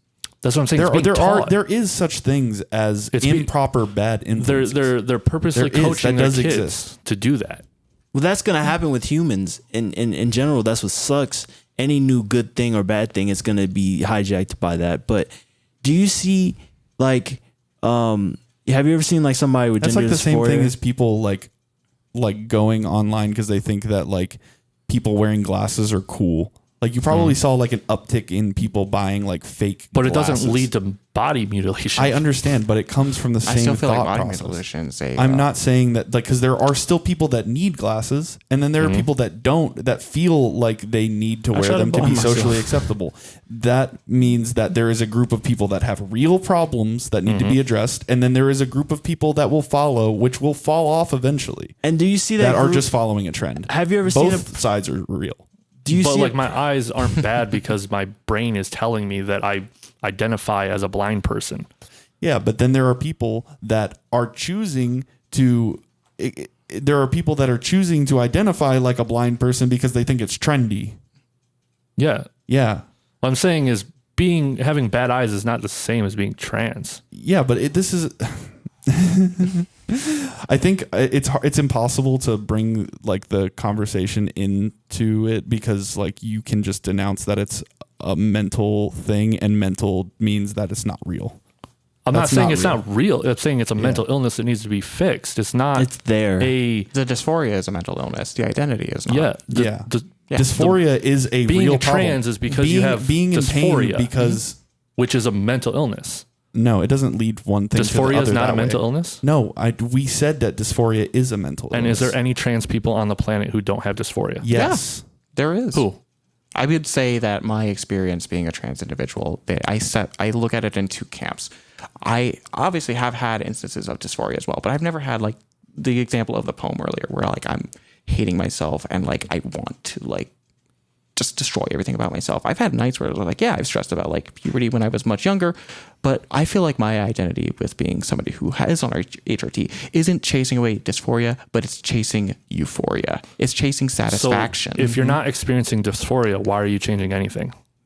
As I said, to chase euphoria. Just because I am complacent in my own skin doesn't mean I can't be happier if I transitioned. So you believe that the way you are right now is not correct.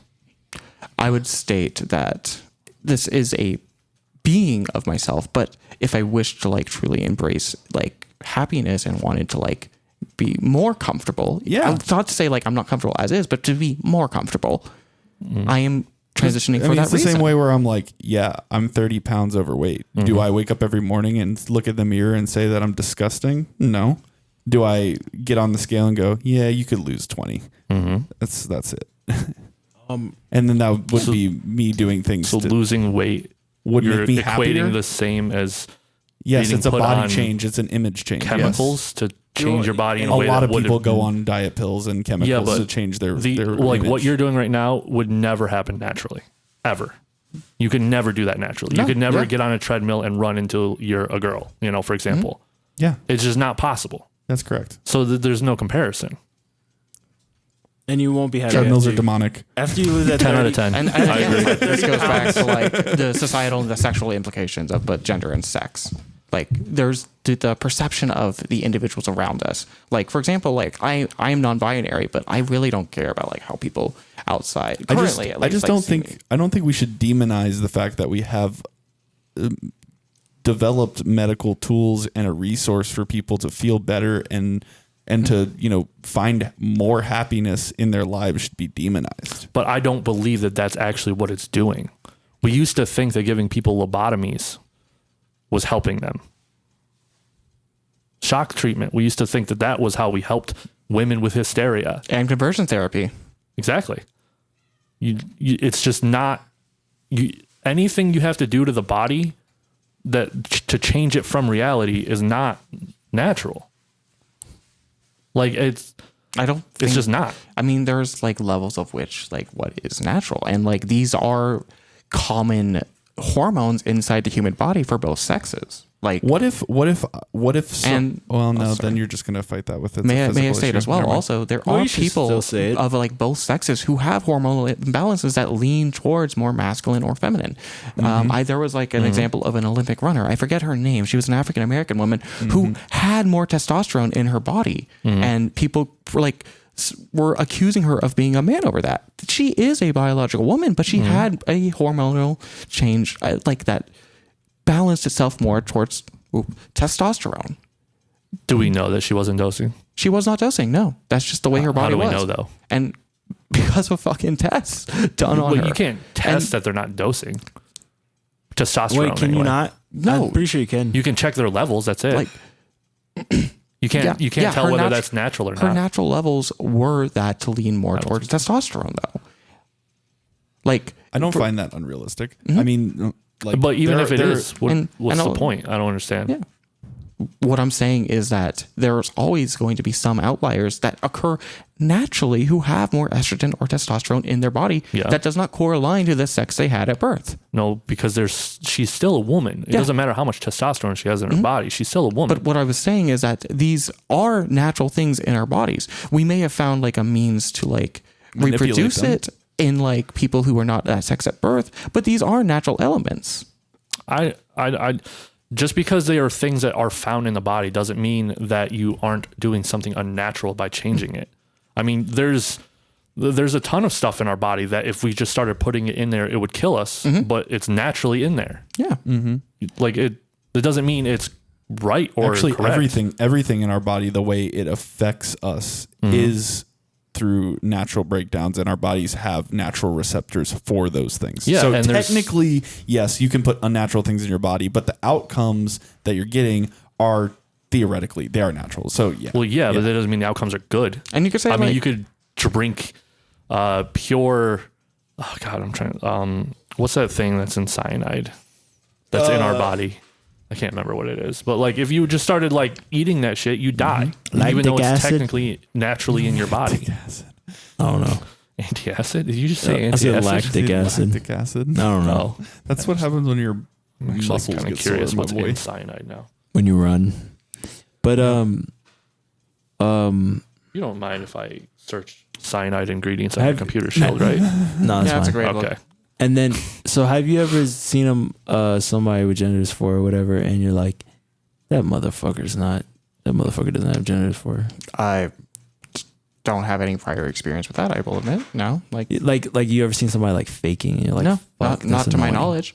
To be fair, like it's been a while since I've been around like a bunch of like the greater trans community. I've kind of been more isolated within the past like 2 years. But with my experience of interacting with trans individuals from a face-to-face perspective, I have not encountered that as of yet. David, I have something to tell you. I lied. No, it's fine. No, those stories were true. Those stories. I got bamboozled, schmoozled. Oh no. No, they were true. Did you have vulnerable. any?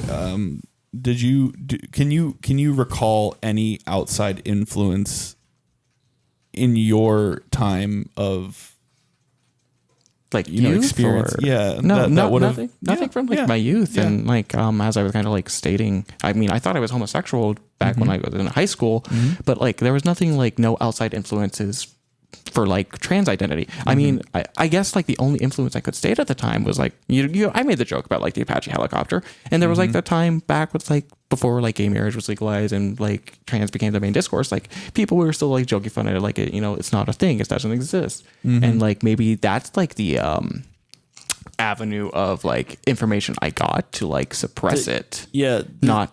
There wasn't much like it is now, and I think that's where people get upset, because they're like, they see how much it is now, and like you go back to 2005 to 2014, there's nothing. I think a lot of those people do miss that, because I could imagine living in a world where there's nothing about trans stuff, but there's trans people. Yeah, there's always going to be, and because of the advent of the internet, a lot of people weren't fine with it. I mean, but they should be, because it's just another person. But at the end of the day, now it's like on the front page of everything. You're not going to go anywhere without seeing something about transgender stuff. And to that point, like I know you did like a conversation about like pandering in media. Like as somebody who is trans, like even I don't like being pandered to. Like exactly. There is good and bad representation. Literally, as you started, you said, "I'm just a person. Don't clap." I kin to this. I'm about to get canceled. I kin to like seeing black people everywhere. Like you really think you're the one going to get canceled this episode? No. Come on, Shield. So, but like how like you see black people everywhere now though, because of fucking DI or whatever, and then I'm like, DEI. Oh god, I want to see a white person for fuck's sake. Fuck. Actually, not to go off on a tangent, but the reason why like a lot of the commercials, like there's it's a white woman and a black man. A lot of it, I mean, other than the agenda, but there's it's really just purely money based to save money. Is like some higher up was like, hey, we want more diversity in our commercials so we can reach everyone. Yeah. And the best way they found out to do that is the black man, white woman, bam. Yeah. Covers everybody. It was just studies based on data. Yeah. It was, I mean, there's nothing like, I think you should take intentional. a bunch of races, put them in a hat, and then just draw a race, and that's who you put in the commercial. Like it shouldn't be like scientifically measured. Like, okay, we get a half Asian guy, and then we get because it is scientifically right now. Yeah, like if it was actually based on the group numbers. To go way back to what was discussed earlier is the topic of AI and how that's going to influence it. Everybody see us all as black or gray blobs. Well, it might soon, but apparently before ChatGPT didn't see us all as gray blobs. They saw it as white people. And now black people. What AI was it? Was it Google? Which one? Oh yeah, it was Gemini. Yeah. Oh my god. Gemini was like super you type in like biased. show me a Viking, and 3 of the 4 pictures are like one's an Indian man, one's like an Asian woman, one's like Native American dude. Yeah. So okay, you remember when we were trying to make AI photos of like you and she? Yeah. It 100% wanted you to be an Indian.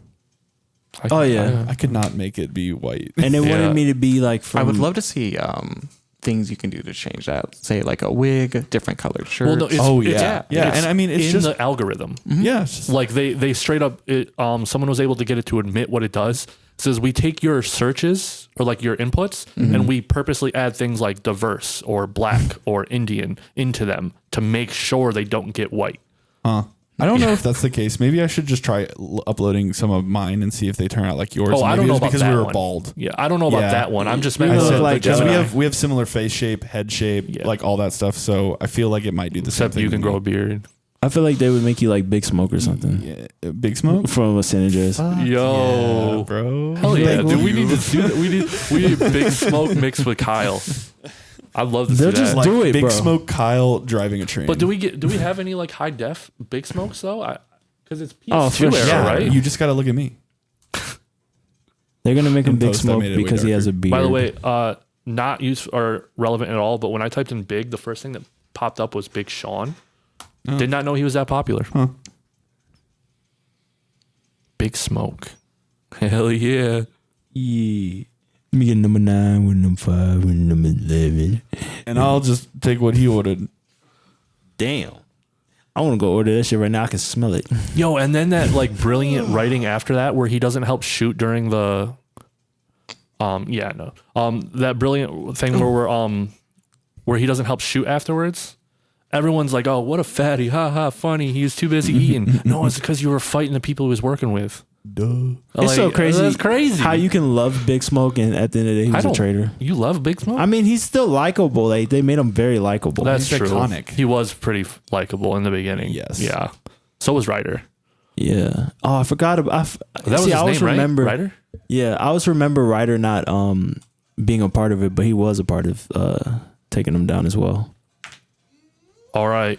So let's go to the wrap up period. Yeah. I didn't think it was going to be 3 hours. I thought we started at 12. We started It says 3 hours. Yeah, that's weird. Do you feel like I wonder why it got to 3 hours. Hello. David, did you get to say everything? 2 hours and 50. So, yeah. Do you have any? Yeah. Please. Do you feel good about like everything you said, or do you have more?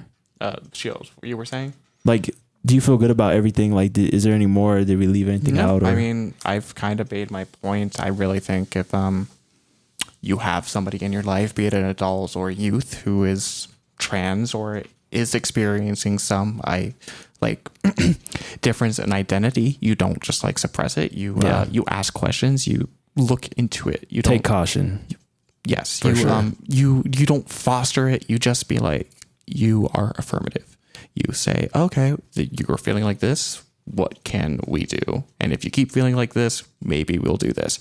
You don't push anything. And I feel like that's a thing that is too harshly looked upon. I think I'm fine being the outlier here. It's cool. Like, yeah. No, just I don't know. I can't speak for you guys. That's why we're here. I can't speak for you guys, but no love lost out of any of you. No. It was a beautiful Right? conversation. Like, we're good. No. Despite it getting heated, No, at times, I'll I ask do you have again respect. after camera, when we're off camera. There's no harsh 'Cause feelings. I'm not going to put you on the spot. Well, if you have some lingering issues, it's fine. I get it. That's what happens though. Like when you're in a conversation where you agree about something, you have something you believe in. It's going to get that way because you believe in it, and we're only moving forward towards something. So we have to.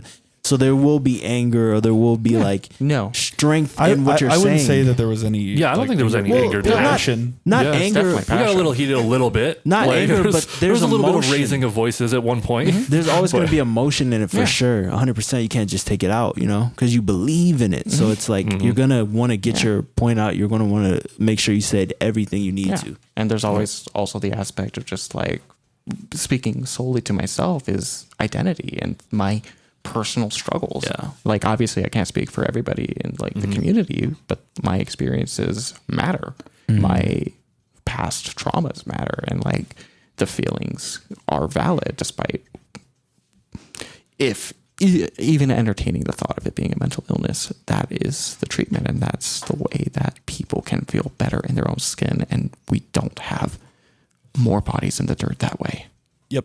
And I love that you came on and talked about it, because I don't get to hear too much like from every side, and that kind of sucks, and that can put you in your own bubble where you're like, oh well, I'll just believe the conspiracy, or I'll just believe just the pure data. The data's fine. I do take it into account, but what's more better than that is someone's personal experience. Did you just point at me when you said conspiracy? I'm sorry. It was a subliminal point. I know I'm a conspiracy theorist, but come on, Shield. Not tooting my own horn, but I do feel like I brought a good bit of counterbalance to this discussion. I mean, you haven't convinced me in any way, shape, or form, but like it was a great That wasn't the goal.